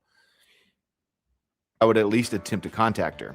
Well over a month ago, I sent her an email explaining that I was seeking an attorney named BJ Holycross who may have been practicing law in Kentucky in 1998. I explained to her I was reaching out to her and even linked my video for further clarification. Unfortunately, I never heard back from her, so I thought it was a dead end. That was until I thought about her first name being short for something. And that's when I confirmed it was indeed her, and she is still a member of the Kentucky Bar Association. Her full name is actually Billy Joel Pole Holycross, and the address that I redacted matches another address of hers in Virginia. Finally, towards the bottom of the page, it gives the date of admission, October 18th, 1996, giving her ample time to represent the fake Christopher Ryder and officially decimating yet another one of his conspiracies. BJ, shoot me an email sometime. I'd love to chat. Let's now move on to the one big gotcha that Chris thought proved it wasn't him when it turns out. I love the Marine Corps. I was glad to be done with it. It gave me a great foundation. I went to MCRD. I was at Paris Island, San Diego. But Paris, both are, it was nice. I'm sure it's nicer. We got the hills. They got the sand fleas there. Well, good luck. Tell him to fucking run as fast as he can, do as many pull-ups as he can, and he'll be fine. And then just, aye, sir, no, sir. That's it. You'll be good. To be just one big hoax. Let me explain. For the past year, Chris has claimed that DCS, the Department of Child Services. I wish I could say that. I didn't do it for anybody's freedom. Shit. If I'm going to die for a word, that word is poontang. No, I fucking lived off the adrenaline. I lived off the adrenaline. I wasn't doing it for anybody's freedoms. I know you're joking around here, but no. I did it. I did it to be with my friends and to fucking legally get to fucking be involved in violence.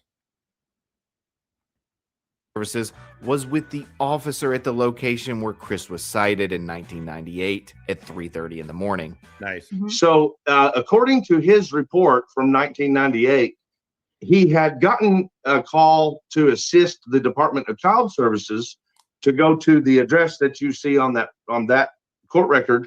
They said that they went to. So Evangelista said that he went to an address. Okay. And that he was there for the welfare check of a child through Department of Child Services. They were saying that they got a call for a child welfare incident involving the Department of Child Services, but that never happened either. Okay, so it's a person with a kid, right?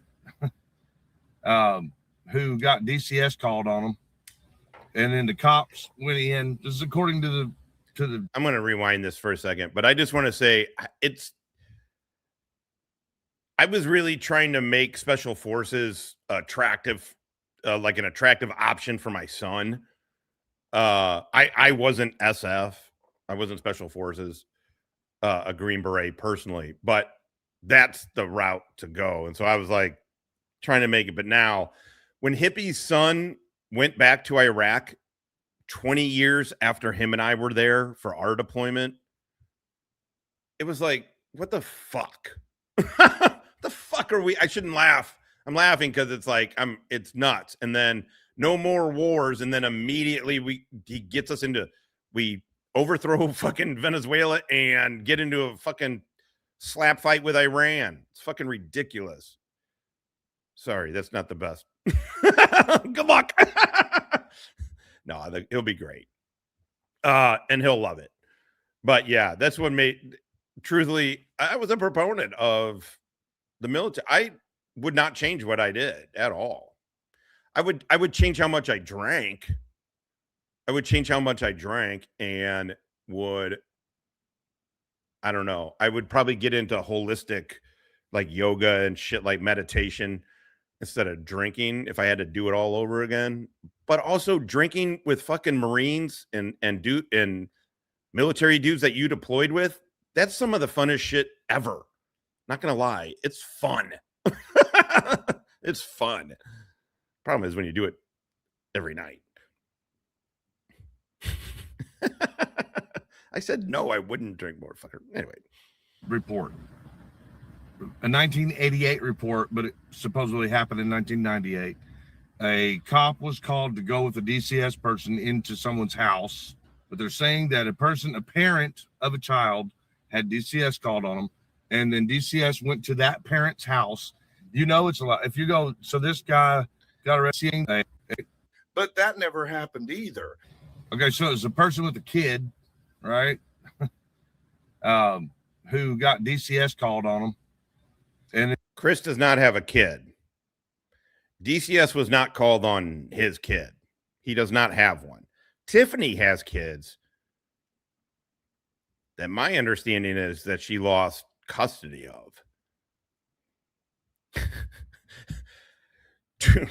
Hippie could drink, both of us, really all of us who are all of us could drink a lot. And the cops went in. This is according to the report, a 1988 report, but it supposedly happened in 1998. A cop was called to go with a DCS person into someone's house. Is that what they're saying? That a parent of a child had DCS called on them, and then DCS went to that parent's house. You know, it's a lot. If you go, so this guy got arrested for a joint because we went to his house with DCS for his kid. Did you say and then DCS and then you find out the dude don't have a kid, then you know that's wrong. Right? How do you not fix that? What? Did you say DCS was involved? Yeah, they had DCS go with the cop. That's what the record says if you read it. That DCS went in the house with the cop, and the cop went into the cabinet of the person who owned the house. Okay. Did you notice in that last clip where Tiffany tried to speak up but was quickly shut down? Tiffany at this point was more familiar with anyone with this case.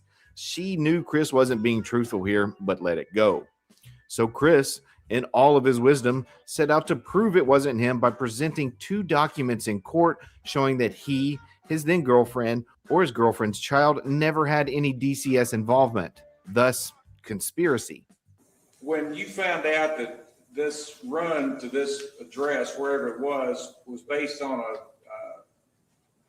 complaint involving a juvenile, did you take steps to find out if the cabinet had any records of a welfare check in your name? Absolutely. I do want to hear this, but I also want to mention, waking up like PT, the whole fucking platoon or whatever smells like a fucking brewery. You can just smell the alcohol coming off everybody's pores, and then you go fucking work out. And then I was talking to Danny the other day. He's like, that naps came. He's like, I could never nap. And I was like, dude, in the military, that's you nap all the fucking time because you don't know when you're not going to be able to. It's like, get sleep when you can. Because also we would fucking drink all goddamn night. PT, wake up on a couple hours sleep, 3-4 hours of fucking sleep, or roll right into it, fucking drunk. PT, do whatever morning work you had to do, and then we got an hour and a half for lunch, and then you fucking whip through lunch real quick and take an hour nap. Yeah, all the time, and then go back to work, and then get off work and drink in the barracks again or wherever. Good times. I want to show you these documents here, and I think the Commonwealth indicated they had no Exactly. objection to them, Your Honor. So these are. I'll point out that I don't believe you're certified, but that's fine, Judge. No. So moved. Okay. All right, I want to go back. This is knowing that he isn't being truthful here, but let it go. So Chris, in all of his wisdom, set out to prove it wasn't him by presenting 2 documents in court showing that he, his then girlfriend, or his girlfriend's child never had any DCS involvement, thus conspiracy. When you found out that this run to this address, wherever it was based on a exactly complaint involving a juvenile, did you take steps to find out if the cabinet had any records of a welfare check in your name? Absolutely. I want to show you these documents here, and I think the Commonwealth indicated they had no objection to them, Your Honor. So these are. I'll point out that I don't believe you're certified, but that's fine, Judge. No. So moved. Okay. Just tell the court what you did and what response you received for the Cabinet for Health Services. Well, I went to Kentucky's Department of Child Services and Family Services. so it says here, unable to locate open records request, Chris Ryder. Please be advised the records management branch of the Department of Community-Based Services was unable to locate any records regarding your request on the above referenced individuals. It is to be understood that this does not mean that the records do not exist under another spelling, another name, or under another classification. However, is this what he's showing? So he's trying to say, oh my God, this is so ridiculously confusing. Okay. So child services got called on Georgette, but on Georgette and Chris. Am I understanding this right? Can you guys check me in the chat here? It's amazing, right? Okay. So 1998, no convictions, no anything, right? No, nothing. 1998, CPS gets a call to report. No, that's not right. Shit. Well, fuck. That's why I don't care about Chris. DCS wasn't involved. How did the cops come? How did the cops get the joint? What did the cops go to his place for and then they found the joint? Yeah, that's the heart. Yeah.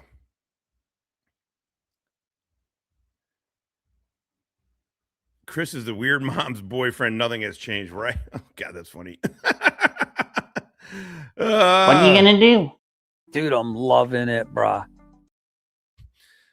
It's so confusing. So for whatever, so DCS was not involved, and he's claiming DCS was involved, and then therefore, if they were involved, then it negates the marijuana charge. And if the marijuana charge is negated, then he couldn't have this is Chris's theory.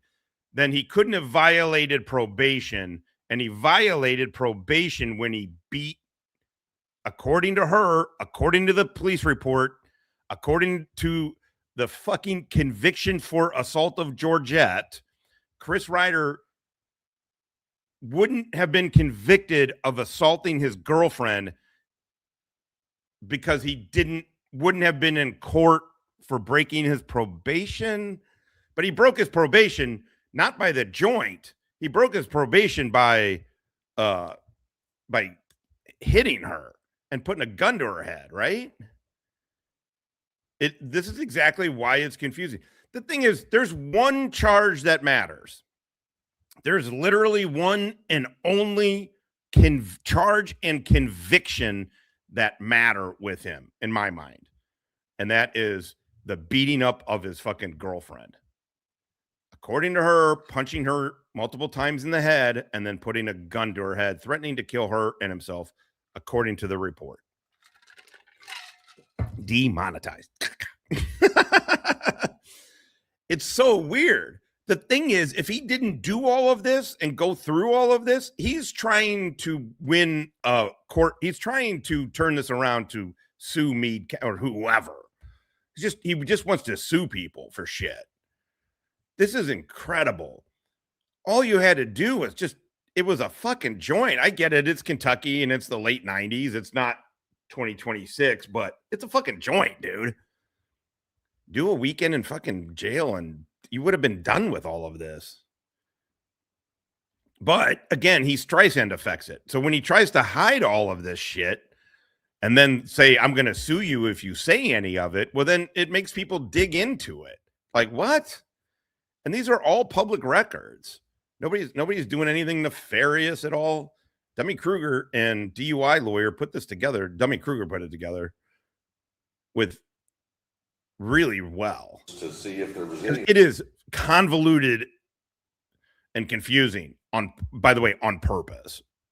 Records that might indicate anything about this case. So I asked for all records that might have involved my name, my social security number, anything that there was about me, including the person that I dated from that long ago. And they responded with this. Well, they responded with that there were no records available because there were none. There are 2 points that need to be made here. First, the officer testifies that he has no idea where the call came from. It could have been from a neighbor. It could have been from a family member. It could have even been from someone inside the home. What you won't hear, however, is that there was any DCS involvement whatsoever, like Chris has claimed was in the police report. Would the welfare check have involved, if you recall it, and believe me, I understand it's 25 years ago, would the rub involve juveniles, maybe children? It would have been because I noted on the citation that it was the welfare check of a minor, so that would have been likely what it was for. So who would traditionally have been involved in notifying the Radcliffe Police Department about the need for this welfare check of a juvenile? So that varies. I couldn't speculate on how who would call for that, but we would just take advice on our dispatch. Likely the call came in through our dispatcher. I don't have any knowledge on the source of the call. Okay. The prosecutor quickly jumps on this and asks what the relevance of these documents are because there's no mention of DCS anywhere. Of course, I think most of this is already in the court file, but as to these cabinet letters, I guess my only objection would be relevance because there's not been any allegation or assertion that there was cabinet involvement that day. The officer testified they could have got a welfare check request from a variety of sources. He doesn't know. So I'll note that for the record. Yes. But remember, that's not what Chris has been telling his audience. They just do not want to admit that it absolutely says in these documents that the call was initiated by the Department of Child Services of the state of Kentucky. And that's not. Whoa. He looked glassy-eyed. Red, bloodshot eyes, glassy-eyed, and slurry. As somebody who has been there, you can see it. You're like, I'm holding it together. You're not holding it together. Oof. This is all bananas. Why? He is literally just a pathological liar.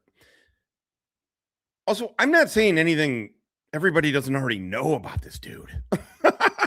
Everybody knows all of this. These dummy Kruger videos, my videos get maybe 800 people. Maybe 800 people. Dummy Kruger's video got 67,000, and it was from a year ago. From a fucking year ago. And then now he wants to sue me for this shit. You're a moron, Chris. This shit was kind of buried.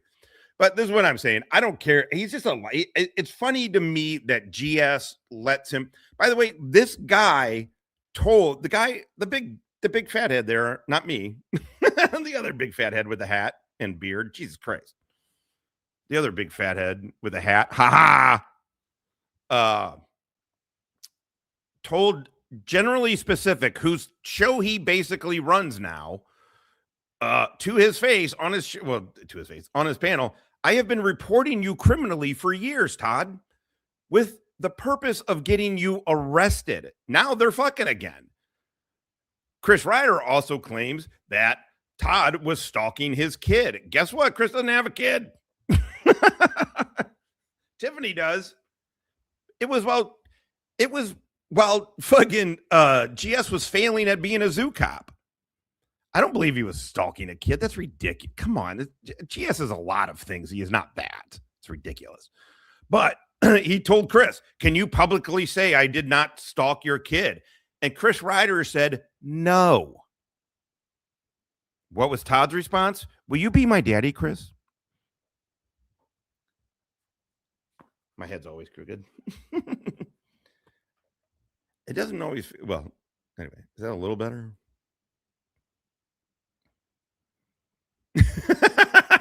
Again, when I mess up at work, I blame my imposter, Jimothy. Or do you mean Timothy? Either way. By the Department of Child Services of the state of Kentucky. And that's another thing that I want to make more clear, because apparently, people are now being confused because apparently Dummy's video was not really pointing on important stuff. The joint that was found according to the police report, and I have to say, according to the police report, because I wasn't on the police report, it says that the cop says I was joining Department of Child Services that got called for a child welfare call. And I came to this residence, and this is what the cop's saying in the documentation. I can give it to anybody. I'll publish it on my channel. You'll never believe this, but Chris never provided these documents like he said he was going to do, showing DCS was involved, and he never will, because it was a lie he was feeding his audience. Like the prosecutor said, there was never any allegation of DCS involvement in court whatsoever. Only on YouTube. Hey, Betting Jesus. Let's now move on very quickly to Chris's name being misspelled on some of these court documents, because it's actually quite hilarious after seeing exactly how it happened. Horrible cop. Yeah, he was like, so I misspelled his last name whenever I wrote it on citation. He's No like, big deal. That's what all the little marks there. I tried to 3 correct letters it. out of a 6-letter name. I was like, really? Wrong. It's no big deal. That's no big deal, right? But it was 3 letters disorganized, which that doesn't make much sense. If you're a cop and you're saying, well, I had some scribbly writing. It was 3 letters disorganized. To be honest, this is the most I've ever watched Chris. Outside, I only really watched him on DUI Lawyer, and that was it. And then kind of interacted when he was here in the chat. I never watched his. I can't watch him. Also, he doesn't really interest me. This dude is he fucked up? This is crazy. He tells lies and comes up with these conspiracy theories. How Todd lets himself get bossed around by this dude, I don't I don't think Chris Ryder, I think he needs help. And I don't mean we should help him. Fuck that. I mean, Chris did say that the father of the kids was also stalking his kids because the father took the kids to a zoo. That's like Josh is guilty of stalking Fatty every time he gives her dog food. Hey, she's not fat anymore. She lost a lot of weight. But I was overfeeding her, and I did not realize it. So actually, hey, look, peer pressure worked. I probably wouldn't. When you're too close to the issue, you don't really see sometimes you don't see what's happening. I was too close. God damn it. Too close to Stella. She was happy. She loved the food. I was giving her fucking good ass shit. And then she got fat. And then you guys were like, she's fat. And then I'm like, she's not fat. And then you guys were like, no, you are. And I'm like, oh, God damn it. Peer pressure. Okay, but back to this dipshit. Letters disorganized. These two don't seem sober to me, or at least Chris doesn't. Why would you say he's? I don't know. I don't know. I have no authority, certification, or anything other than a dude who's been drunk probably 1 million times in my life.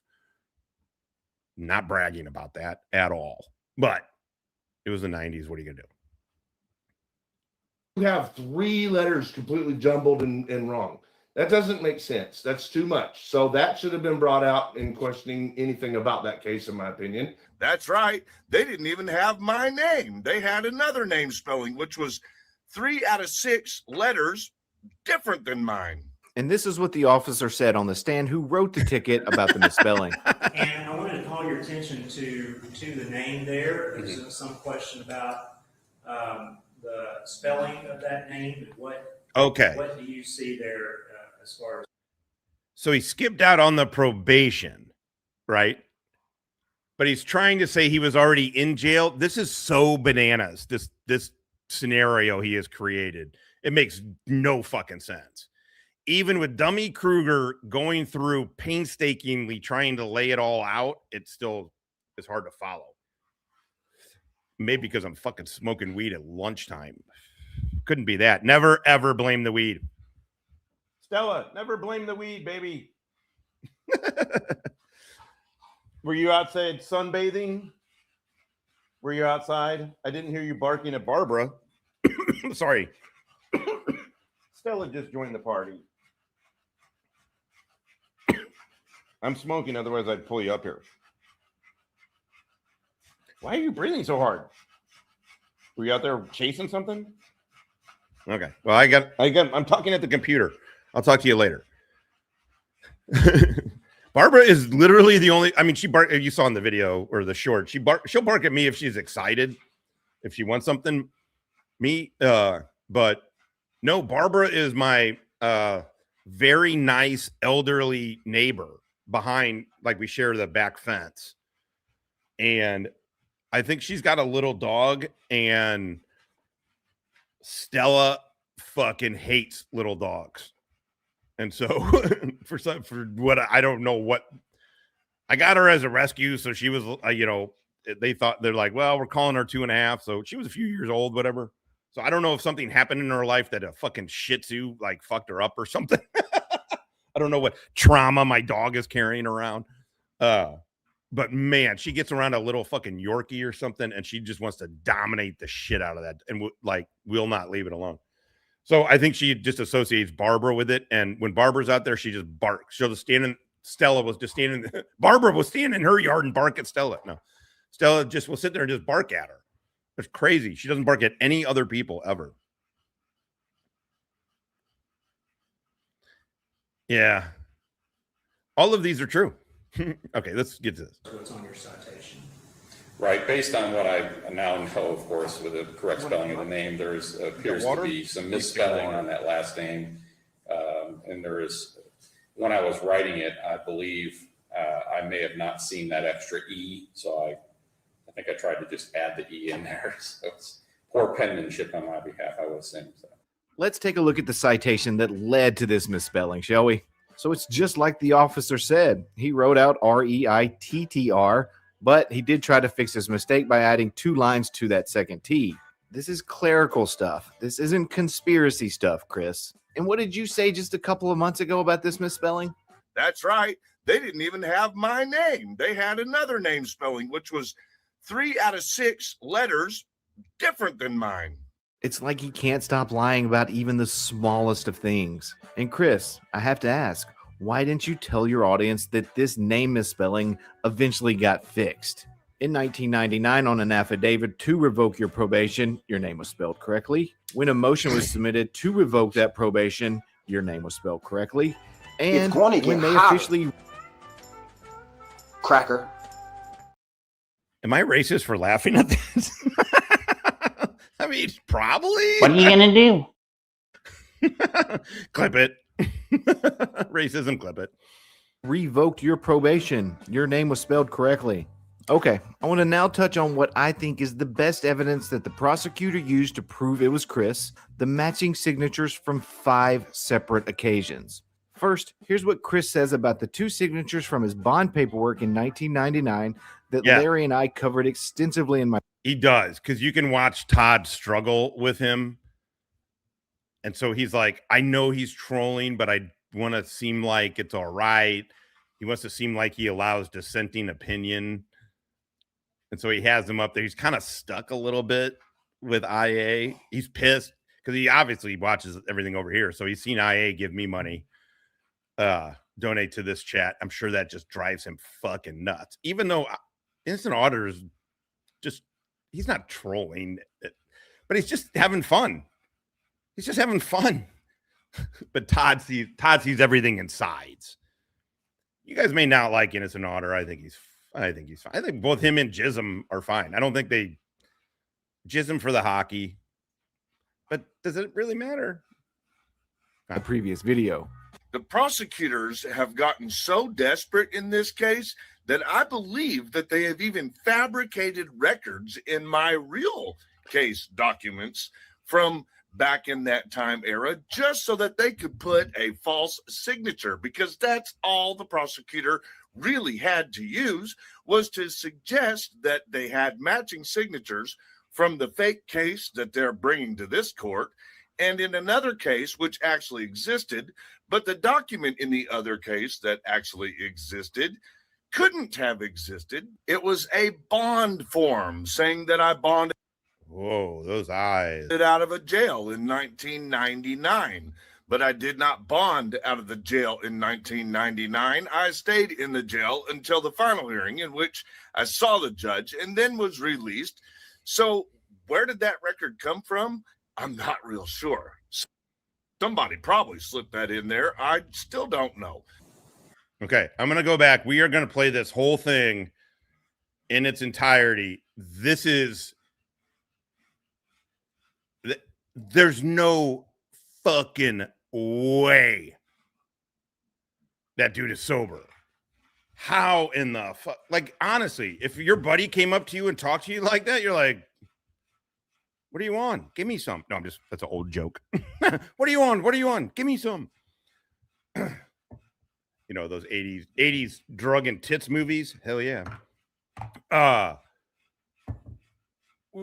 You would be like, hold the fuck on. First of all, you're confusing as fuck. Also, like, dude, you need to go lay down and sleep off whatever the fuck you're on, because this is wild shit.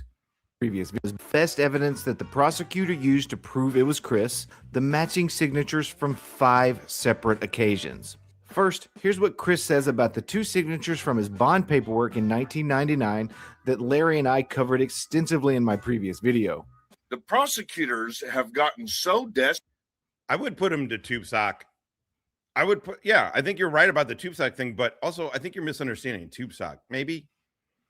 I think tube sock's funny. I also see tube sock as just sort of fun trolling, like having a good time, just making fun of shit. That's how I see tube sock. I don't know. He comes in here a bunch. I think he's funny. Truly.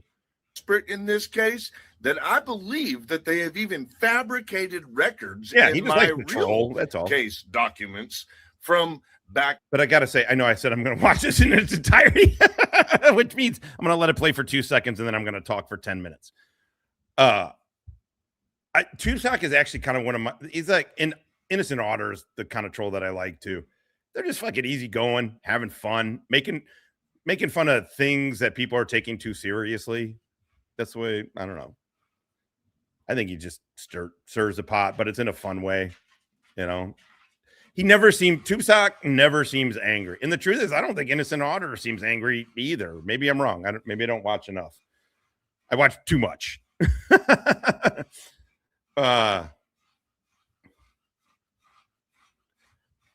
Well, GT, you know, yeah. Me either, to be honest. Me either. We don't even know if that's a woman. GTU, how many sock accounts are you on? This is your 4th? I like this woman. She got balls. I like that. Anyway, cool. In that time era, just so that they could put a false signature, because that's all the prosecutor really had to use, was to suggest that they had matching signatures from the fake case that they're bringing to this court, and in another case which actually existed, but the document. Okay. Stella, here.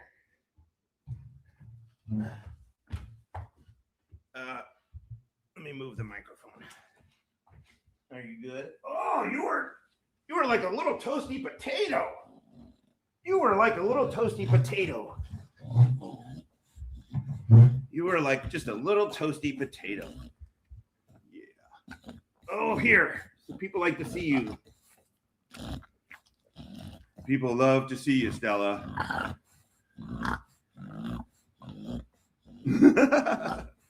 Oh, you are nice and warm, huh? Yeah. Yeah. Oh. You like the ear thing the best?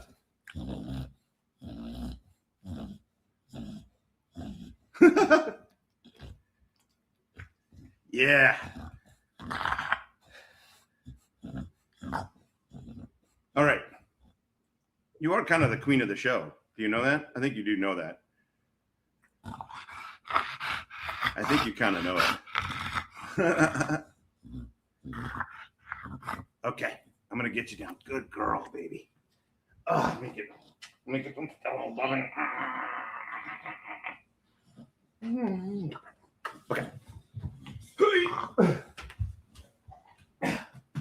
Okay, baby. Woo! Oh, she's the best. Isn't she? Isn't she the fucking best? You are the best. You are the best. Yes, you are.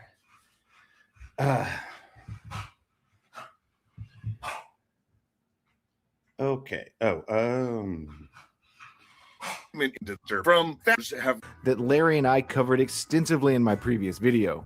The prosecutors have gotten so desperate in this case that I believe that they have even fabricated records in my real case documents from back in that time era, just so that they could put a false signature, because that's all the prosecutor really had to use, was to suggest that they had matching signatures from the fake case that they're bringing to this court, and in another case which actually existed, but the document in the other case that actually existed couldn't have existed. It was a bond form saying that I bonded out of a jail in 1999, but I did not bond out of the jail in 1999. I stayed in the jail until the final hearing, in which I saw the judge and then was released. So where did that record come from? I'm not real sure. Somebody probably slipped that in there. I still don't know. Yeah, that guy's saying he's going to sue me.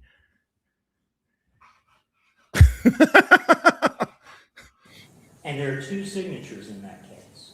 So these are the 2 signatures that the prosecutor is referring to. What's up, If AP? you haven't seen that video yet, take a look, because it was proven that he did bond out on April 5th, 1999, thus These signatures are real and they are Chris's.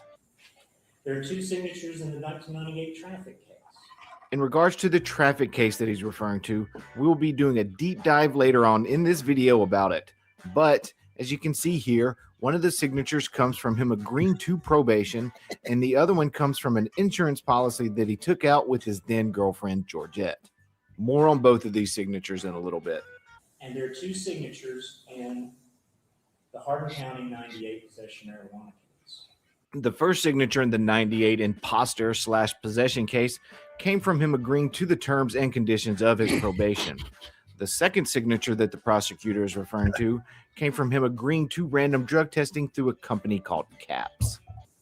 Your Honor, you don't have to be a meteorologist to know it's raining outside. And you don't have to be a handwriting expert to know the same person signed every one of those. The prosecutor is right. It's obvious that Chris signed all of these documents. Therefore, it's Chris, not an imposter, nor a manipulated record, who was cited and pleaded guilty to in 1998 for possession of marijuana. Now, who wants to see Chris explain to his audience why all of these signatures look like they came from the same person? Because, honestly, it's the funniest clip he's ever produced. Who's ready to laugh? Here we go. Took the liberty. This is a demonstrative exhibit from those various cases, Your Honor. If I may approach. 98N 51948, as well as the 2 Meade County cases, a side-by-side comparison made by copying various signatures, Your Honor. Do you guys ever think there's been a lawyer who didn't like a female judge and accidentally said, may I approach the bitch? Is that a dad joke? That's a funny bit, goddammit. Catch that? He said, made by copying various signatures, Your Honor. Well, I would have to agree with that, because when we looked at the signatures that prosecutor turned into the judge that day, they all looked copied on top of each other to us in both the Meade County and the Hardin County file, copied off of each other. Yeah, you heard that right. What in the GS, generally specific, Doofus Crest lead character? I haven't even begun to stick a microscope up your asses. Believes Chris Ryder.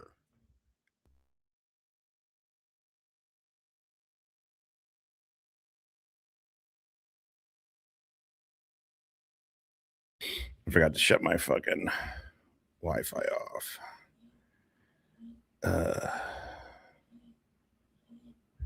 Okay. GS believes this dude. GS lets this dude run his show. He tells GS and Jism and Finkel what to think and how to think it. And then they just are like, is my mascara running, Chris? The Comic Sans of the 1A community believes this is just unbelievable. Chris Ryder sounds like a giving meth fucking conspiracies. I'm not saying he's on meth. I have no idea. He does not come across as sober, however. But then again, I'm high. So I don't know. What are you going to do? Prosecutor just admitted to committing forgery by copying these signatures seen here on top of one another. That's why they look so similar. It's not because Chris signed all of these documents. No, couldn't be. And the prosecutor couldn't have possibly meant photocopying all them on this one single page, because that would make like crippling fear of competition. Crippling fear. He said it. That was wild. Thank you. Little shit like that does get lost sometimes. Finkel said he had to like think about and get past his fear of competition while he was in the military. Motherfucker, I was trying to be fucking squad leader and shit. I like competition. Nobody likes losing, but that's part of it. Too much sense. At this juncture, I'm not too sure if it's more hilarious or sad that people actually buy into this.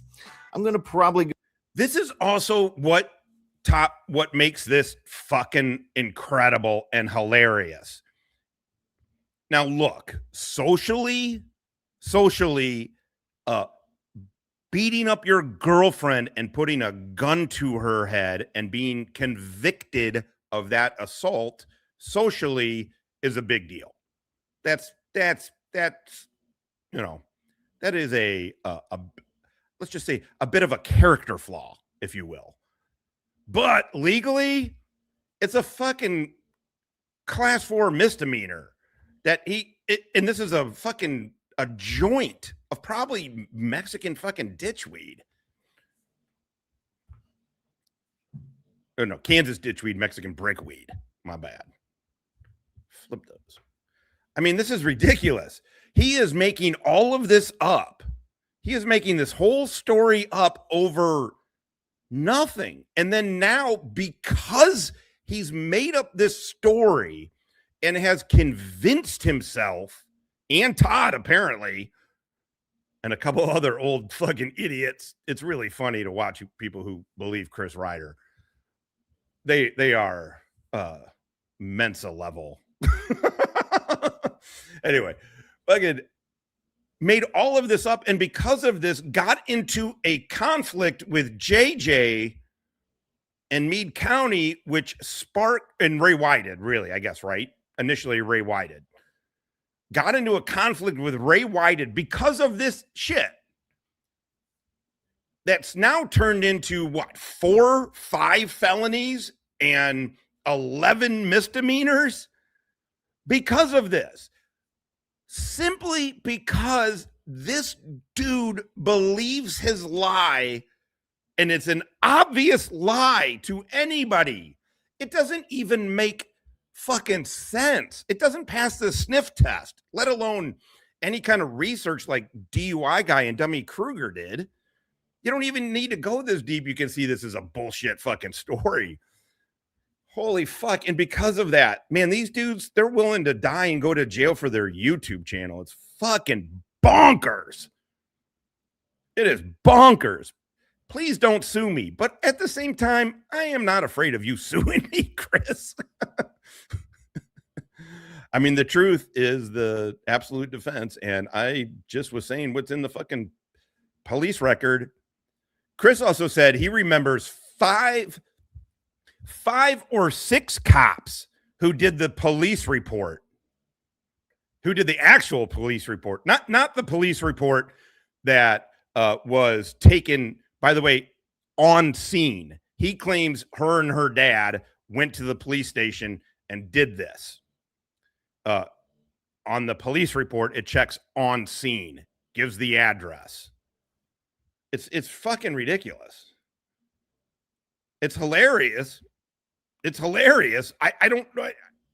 Again, Doofus Crest.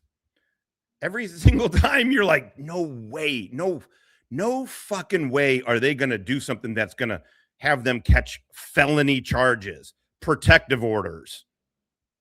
No way. And then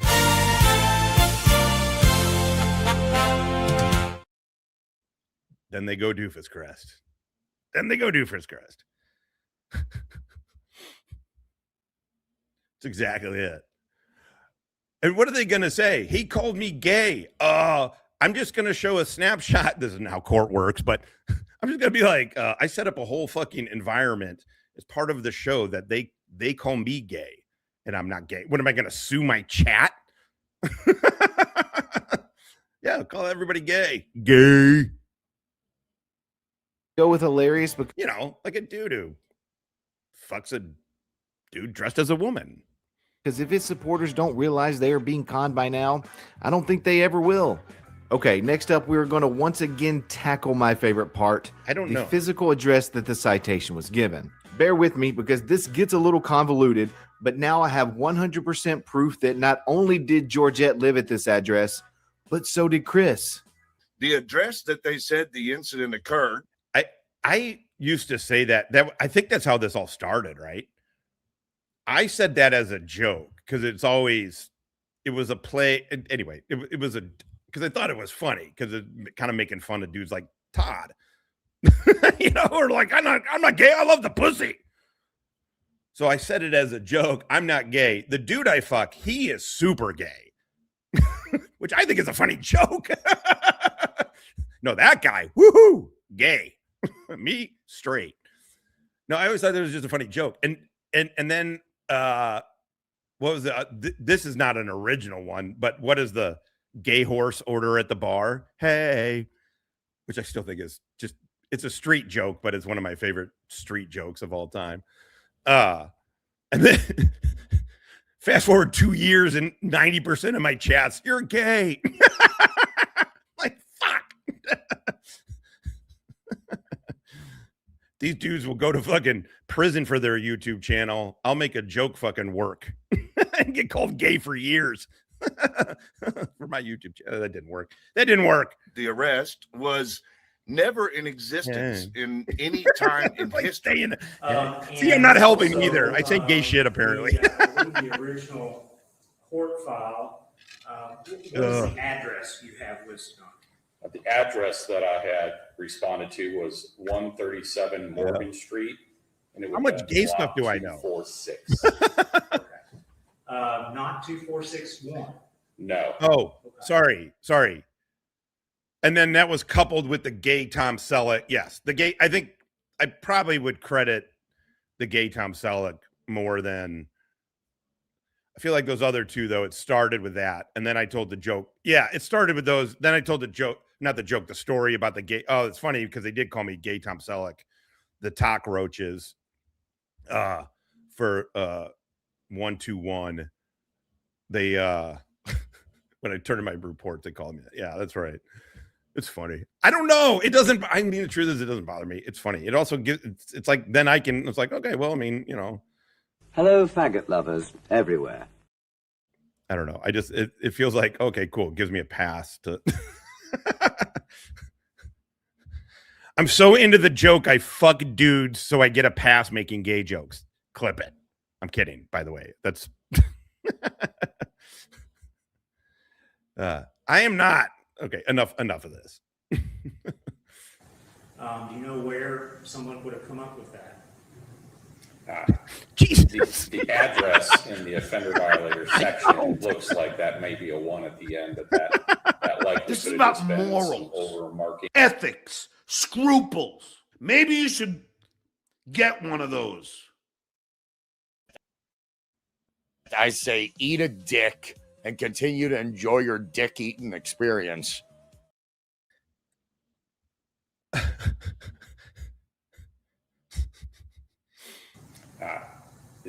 The address in the offender violator section looks like that may be a 1 at the end, but that likely could have just been some over-marking from another piece of paperwork I was filling out, perhaps. Okay, take a look here. 137 Morgan Street, lot 2461. Now, the officer is saying that this is an overmarking and it does not match any of the other ones on the paper, which is true. Because of this errant dash, some of the subsequent court documents listed lot 2461. However, it's very easily explainable. But the exact location of the arrest and violation, as noted under the date and time section, does reflect lot 246. And once again, this gets easily cleared up after hearing his testimony, plus seeing the actual document. This address does exist, but it does get a little bit more confusing, especially if you're listening to Chris. Watch these clips, then I'll be able to explain everything. Now, remember that address, 137 Morgan Street, because later the prosecutor is going to say that because he found some evidence that I dated a girl that lived on a road called Leah Way, that he's going to insinuate that it was the same address somehow. Who lives at 246 Leah Way? I have no clue. I went to that address after I realized this case existed. And I was told by the manager and owner of the trailer park that the buildings, the trailers that are on it, don't go past 205. So there's no way either one of those two numbers. That's what I was told by the owner. Okay, well, Good luck, motherfucker. That 246 Leah Way address. Was that your address? No, I've never. I lived in Indiana. Now, the prosecution brought the numbers 246. Oh, my God. again, the best part of Doofus Crest is just stopping and saying out loud what you're watching. Chris Ryder is on panel, is on Tyrants Beware. The dude and Cliff Williams is down. Isn't Cliff the Clipmaster Tennessee audits or some shit? Is that Cliff? Or is that a different guy? It's incredible. It's fucking incredible. Up in a different area. Leah way. That's a different area. And another thing that I caught is it was be a trailer number, right? Mhm. That originally had a 1 after it. Let me explain the address. Okay, so it was on a street called Morgan Street. It had a specific number. Well, that is an entity. I'll let him say it, but yeah, GMK, he just Streisand affected the shit out of this.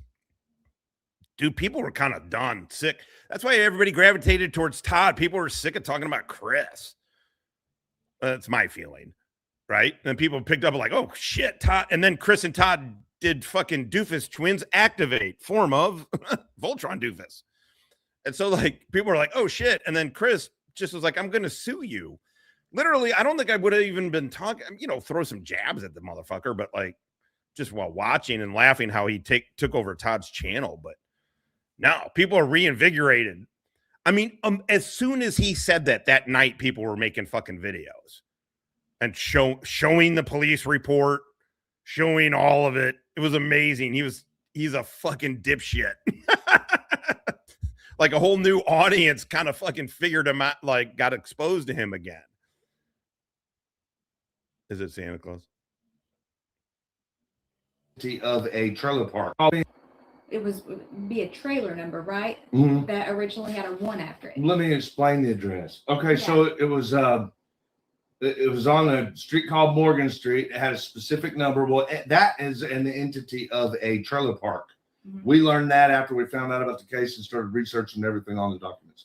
We go there, that's a trailer park. So when you go into that one number on that one street, you're going into literally 205 lots. Okay, and there aren't road names. It is a trailer park, and in that trailer park, you're looking for the number on the trailer, and they're in order on the rows. Well, it ends at 20. Was it 204 or 205, something like that? Somewhere around there. And then you leave the park. So he said 2461, but then in court today he said 246. Well, what's funny about that is that me and her went there. There ain't no 246 either. Yeah. What? That almost sounds unbelievable because according to their website, they have over 250 lots. Not 200 like you said, Chris. Also, in my first video, I showed where his then girlfriend's address was found on multiple websites showing she lived at 246 Leah Way in 1998 and 1999. And here's the overhead shot of the entire mobile park home with 246 Leah Way clearly marked. I'm going to switch to a Google Earth view now. What you'll also notice is that you don't just enter Morgan Street and that's the end of the park, like Chris said, because there are multiple streets throughout the park, again, unlike Chris claimed. This is the office and main entrance to the park, and this is 246 Leah Way, where they live together. Now, for those who are extremely stubborn and refuse to believe that 137 Morgan Street, lot 246 and 246 Leah Way are the same address, I decided to take it one step further. I called Madsden Mobile Park in Radcliffe, Kentucky, pretending that I needed to mail a package to these addresses and ask for clarification on whether they were the same address. You will never believe what happened next.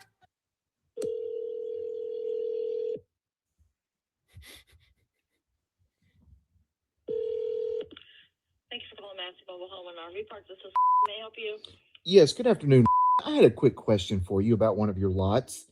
Okay. I'm trying to mail something. If I were to try to mail something, I've got two separate addresses, but I think it's the same lot. I was just trying to confirm it with you. Okay, go ahead. I've received 137 Morgan Street, lot 246, but it's also referred to as 246 Leah Way. Is that the same? That's the same address?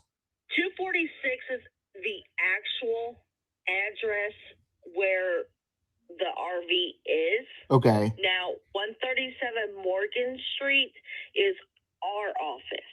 Okay, that I guess that clears up the confusion. So because again, I did receive two addresses: 137 Morgan Street, lot 246, and then 246 Leah Way. But you're saying those are the same places. Yeah, if it gets delivered to 137 Morgan Street, Yeah. it will come to the office. Gotcha. We have streets in the mobile home park, so each number is on a different street. Does that make sense? That it completely makes sense. Thank you so much. You were very helpful. You're welcome. All right, bye-bye. I like to think he was unnecessarily cursing at her. Hey, how are you doing, cunt? Beep. Thanks a lot, cunt. It makes it funnier to think that Dummy Kruger was just fucking insulting her. It really isn't that confusing whatsoever. Chris just likes to make it confusing to sound believable. And now we know without a shadow of a doubt that this is the location of the citation and that Georgette did live there. Let me show you exactly how I also know Chris lived there with her. Do you recall? Thanks, bitch. Being charged with careless driving, suspended operator's license, and no insurance in Meade County, I think in Muldraw, August 13th, 1998? I can only remember being pulled over in Muldraw around that approximate time. Okay, I don't know. Because I had a CDL at the time, and I had to do some stuff to make sure it didn't affect my CDL abilities. Okay. Yeah, I kind of think reckless driving and driving, isn't that what it was? And driving without a license or driving without insurance? With call, being charged with careless driving, suspended operator's license, and no insurance in Meade County, I think in Muldraw, August 13th, 1998. I can only remember being pulled over in Muldraw around that approximate time. Okay, I don't know. Because I had a CDL at the time, and I had to. Yes, they said driving on a suspended license. Did I hear that right? Suspended license, no insurance, careless driving, reckless, careless driving. And he's like, I was trying not to get it to affect my CDL. Holy shit. This dude is Ernie. This dude is basically Ernie. Big Ern McHavades. In the end, I done some PCP. You know, do some stuff to make sure it didn't affect my CDL abilities. Okay. But do you recall this case? Well, I just answered because I don't recall 20-some years ago. Okay. Yeah, I remember being pulled over in Muldraw. Sure. 20-some years ago, and I don't remember exactly what it was for. Okay. Right. I actually thought it was speeding. Yeah, careless driving over the speed limit. Who lives at 246 Leah Way? I have no clue. Okay. I went to that address after I realized this case existed, and I was told by the manager and owner of the trailer park that the buildings, the trailers that are on it, don't go past 205. So there's no way either one of those two numbers. That's what I was told by the owner. Okay, well, but that 246 Leah Way address, is that your address? No, I've never. I lived in Indiana. Do you have any explanation as why there's an insurance card with that address and your name on it? That is my ex-girlfriend's name right there. And that's also your name, right? Well, I didn't have insurance with her. I wasn't married to her. Okay, but that's your name, and that's an address that you say you were never at. I'm sorry, can I see that again, please? Yeah. Just because I've never seen this, and I wouldn't understand why she would have insurance and have my name on her driver's insurance. That's what it looks like to me, is that she got insurance and put my name on her driver's insurance. Okay. And then there is, yeah. You remember her living at that address at some point? No, I do not. Okay. Okay.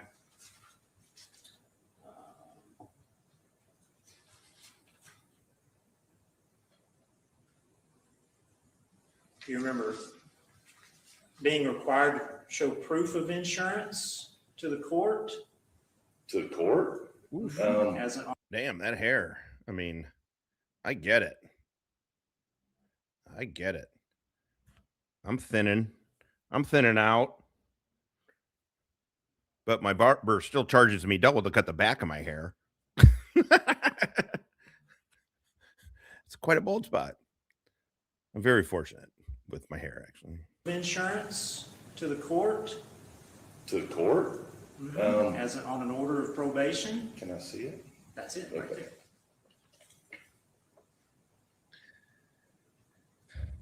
It's amazing how Chris doesn't remember anything, but then remembers everything. No, I do not remember this at all. And once again, Chris takes the opportunity to blame Georgette like he did in his 1999 assault case, this time for putting his name on her insurance with their address reading 246 Leah Way. But don't worry, he has a much better explanation. Yeah, the prosecutor just threw some shit in there. He had a copy of an insurance card that was apparently the girl that I dated back then, and it had a girl you dated back then that you got convicted of assaulting. I'm not going to show the paperwork. We showed, just go watch my last stream. By the way, just really watch any show in Doofus Crest. People have been talking about it. Chris, you moron. What do you want us to do now, you moron?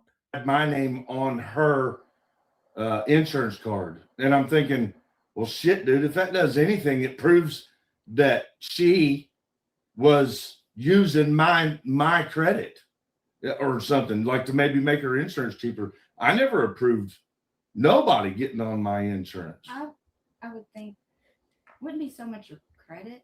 Yeah, you're probably lowering her insurance rate because I was CDL qualified. That's right. I had a cheap insurance I compared was to just most. thinking you're old. Hey, Listen closely, News Now Axe Body Spray, because I'm going to explain this whole thing to you. To do it thoroughly, we... come on, be nice. Or, I mean, you don't have to be nice, but... I don't know. Also, Mirror's a lot of motherfuckers in here supported Kaiser. But either way, whatever. Glad you're here, man. Oi, look at me. Look at me. You know what this is? Two bloody legends staring at each other. Fucking oath, mate. You know what I'm saying? Fucking oath, mate. Glad to see you, Mears. You have to travel all the way back in time to 1997. In 1997, Chris was cited with a reckless driving ticket in Hardinsburg, Kentucky. But more importantly, it was the vehicle that he was driving, a 1989 white Ford Mustang. This slide here isn't necessarily relevant. However, he completely ignored this ticket and a failure to appear warrant was issued. This warrant never got resolved and was eventually dismissed after 23 years on the books, which to me shows a pattern of behavior. This next citation is the one the prosecutor was just referring to. As you can see, he was still driving the white Mustang. On August 13th, 1998, he received tickets for careless driving, driving on a suspended license, possibly because he skipped out on the last ticket or his points had just racked up. But look at the pattern of behavior. This next citation is the one the prosecutor was just referring to. As you can see, he was still driving the white Mustang. On August 13th, 1998, he received tickets for careless driving, driving on a suspended license, possibly because he skipped out on the last ticket or his points had just racked up.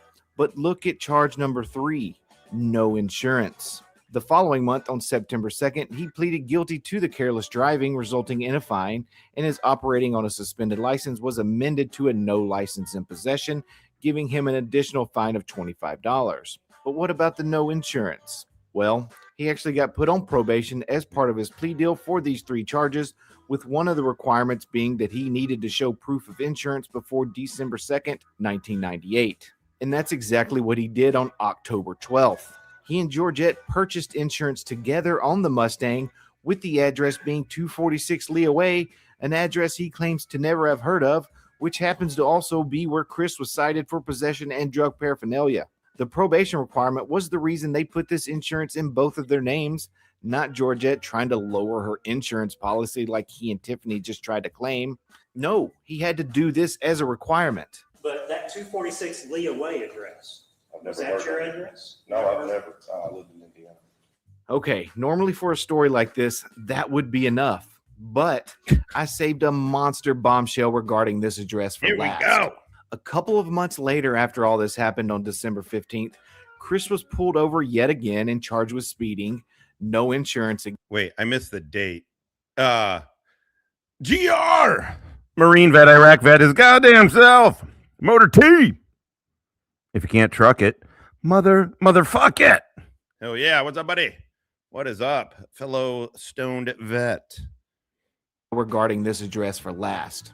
A couple of months later, after all this happened on December 15th, Chris was pulled over yet again and charged with speeding, no insurance again, which was cleared up quickly because he just didn't have proof of his new policy. But the last charge is the kicker: failure to notify DOT of address change because he was still driving with an Indiana driver's license, though he told the officer he had lived in Kentucky for 2 months.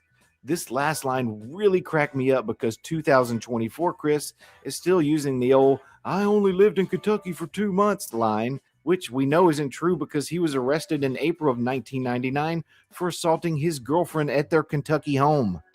And this is where it gets... Are you going to sue Dummy Kruger? Because Dummy Kruger said this a year ago and it got 20K fucking views.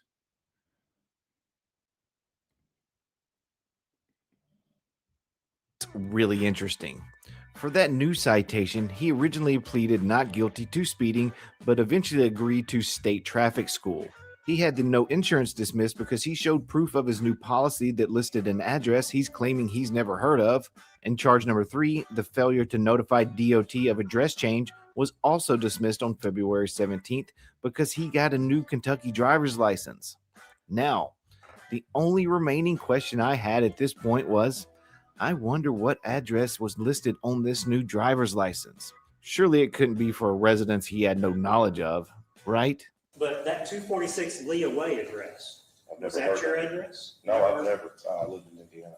And here is where we go full circle yet again, because we have to revisit the 1999 assault and DV case I discussed last Friday, when Chris was arrested the second time after violating the DV order on April 21st. He actually had another DV order, domestic violence order. Dummy Kruger's, but Chris is going to sue me. On that same sue anybody day because he failed to complete the state driving school that he agreed to because his license was suspended. And deep down in this case file is where I found it. His freshly minted new Kentucky driver's license number with the address of 246 Leah Way. Whew. And that, folks, is what we call ball game. Got him! Got him! What a wild story that is. As we stand today, there has still been no decision on if the judge will revoke his probation. I'm going to go ahead and jump in here to give you some updates. While revisiting this case and looking over this entire file again, I found yet another certified court document that shows he did, in fact, live at the address where the citation took place, yet he claims he's never heard of. In 1999. Yeah, he makes great fucking videos. He just does a good job. He just does a good job. Pretty professional. When he was arrested and spent 42 days in jail for violating a DV order, as part of his pretrial service report, the courts ran his driver history record, which, quite frankly, was a bit of a mess. In that case file, a completely different one from the one I just showed you, I found this. When that history was run, it showed his new Kentucky driver's license yet again, with his residence being listed as an address he claims never existed.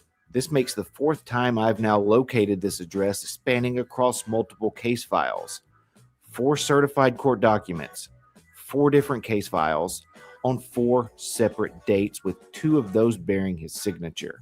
This feels like a good time to revisit this clip. And we will. I just want to say this. Todd believes this dude. Todd, now, this is why Doofus Crest is so fantastic. This dude is pimp level mind fucking Todd.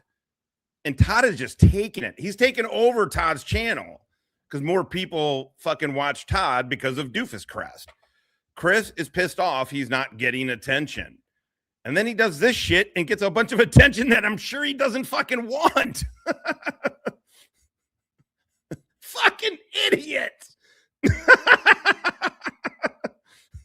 We go there, and that's a trailer park. So when you go into that one number on that one street, you're going into literally 205 lots. Okay. And there aren't road names. It is a trailer park. And in that trailer park, you're looking for the number on the trailer, and they're in order on the rows. Well, it ends at 20. Was it 204 or 205, something like that? Somewhere around there. And then you leave the park. So he said 2461, but then in court today he said 246. Well, what's funny about that is that me and her went there. There ain't no 246 either. And it wasn't just his audience he was saying this to. What the fuck? Chris. More important, also, I'm not trying to convince anybody about Chris. Chris opens his mouth and convinces everybody of who and what exactly the motherfucker is. Tom Donovan, Mauritania, coming in muy caliente, con 5 puntos. Stella. Oh. 5-6. NATO. Ammo drop. Ditch the free and easy hat. You know what our Lord told you about free sucky sucky. Is that racist against Asians? Or gays? I'm neither. Since this is Doofus Crest, what type of super chat did you expect? Well, exactly. I don't know. Because I see 10 steps ahead of you. You don't see shit. Fucking anti-American piece of shit. Yeah, Carl, you stupid, retarded motherfucker. So we're Tommy, you ain't getting your TV back. And fuck you. Gasians. Clip it. He hates Gasians. He's over there doing Gasian face. Hey, Michael. They over there having a good time, laughing at all of us. Michael. Shut up, baby. That 246 Leah Way address. Take your time. Was that your address? No, I've never lived in Indiana. I suppose he just thought no one would bother to look. Why did I decide to look? Well, first off, I found his entire defense rather unique, claiming that those 25-year-old court documents aren't his, that they're all fake, that those signatures, not his, all fake. I found it intriguing, but it didn't take long to realize we weren't going to get any straight answers from him. So I looked, and I'll admit, I can be pretty stubborn at times. Since I made this video back in April, there's still been no resolution. From what I understand, there have been at least 2 continuances, and the next court date isn't scheduled until October 28th. Will we see an outcome? Who the hell knows? This is honestly one of the silliest court cases I've ever come across, and to be frank, he seems to have... Oh, you can be Dummy Kruger. Fucking Chris called him Dummy Cougar. Hey, Dummy Cougar's over there making fun of me. He's putting up lies. Much bigger problems looming. By the way, it's a year ago. This was a year ago, and that shit has still been just kicked. The can has been kicked down the fucking road. Kicked down the road. What do Chris and Tiffany do for income? Like, I don't care specifically, but I'm curious. They can't be making anything off of fucking YouTube, right?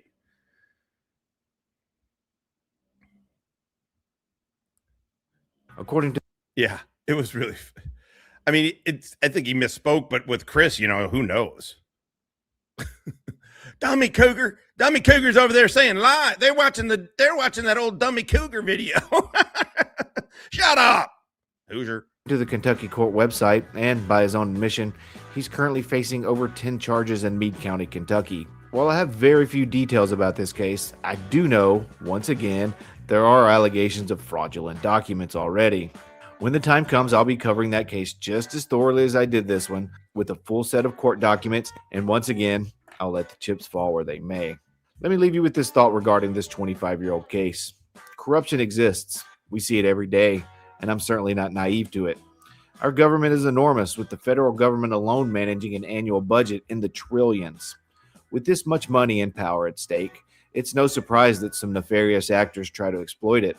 But this, a 25-year-old case involving allegations of forged signatures, fraudulent documents across multiple jurisdictions, a fake attorney, a non-existing address, and a decades-old fabricated warrant. And all for what? To jail a YouTuber for 30 days? In my opinion, this only serves to muddy the waters for those genuinely committed to exposing government overreach and corruption. All right, everyone. I think we're going to end the video today. Yeah. Also, Dummy is just nice and rational about shit. Like, what is going on? Are they bumbling idiots, or are they running a criminal organization? It's like JJ's behind all of this in the end. All right. I'd bring Stella up for one last thing, but she is knocked out. She's conked out. Yeah, I must have been taxing, laying out in the sun like a baked potato. Okay, so, all right. We are at 2 hours and just over 2 hours, 46 minutes. Hell yeah, we got 88 good goddamn motherfuckers. I'm sure hopefully we got a couple. Oh my holy crap. Surveillance does. I hate those. But you know how we are over here. We are open-minded and welcoming. Hello, faggot lovers everywhere. I should have a good follow-up for that one. Because I see 10 steps ahead of you. You don't see shit. I just like that one. This is what happens when you Fuck a stranger in the ass. We have all just participated in a hate crime. I want you to take the Frankenstein shit, the deer shit, the green monster, the bling, and the bling bling. And I want you to roll it all into one joint. Which kills. I'm good. Racist. No one's ever been brave enough to try that. One man is. Roll it. Not feeling super confident about this plan. Racist. I'll smoke it with you, bro. We'll go to the loony bin together. I don't give a fuck.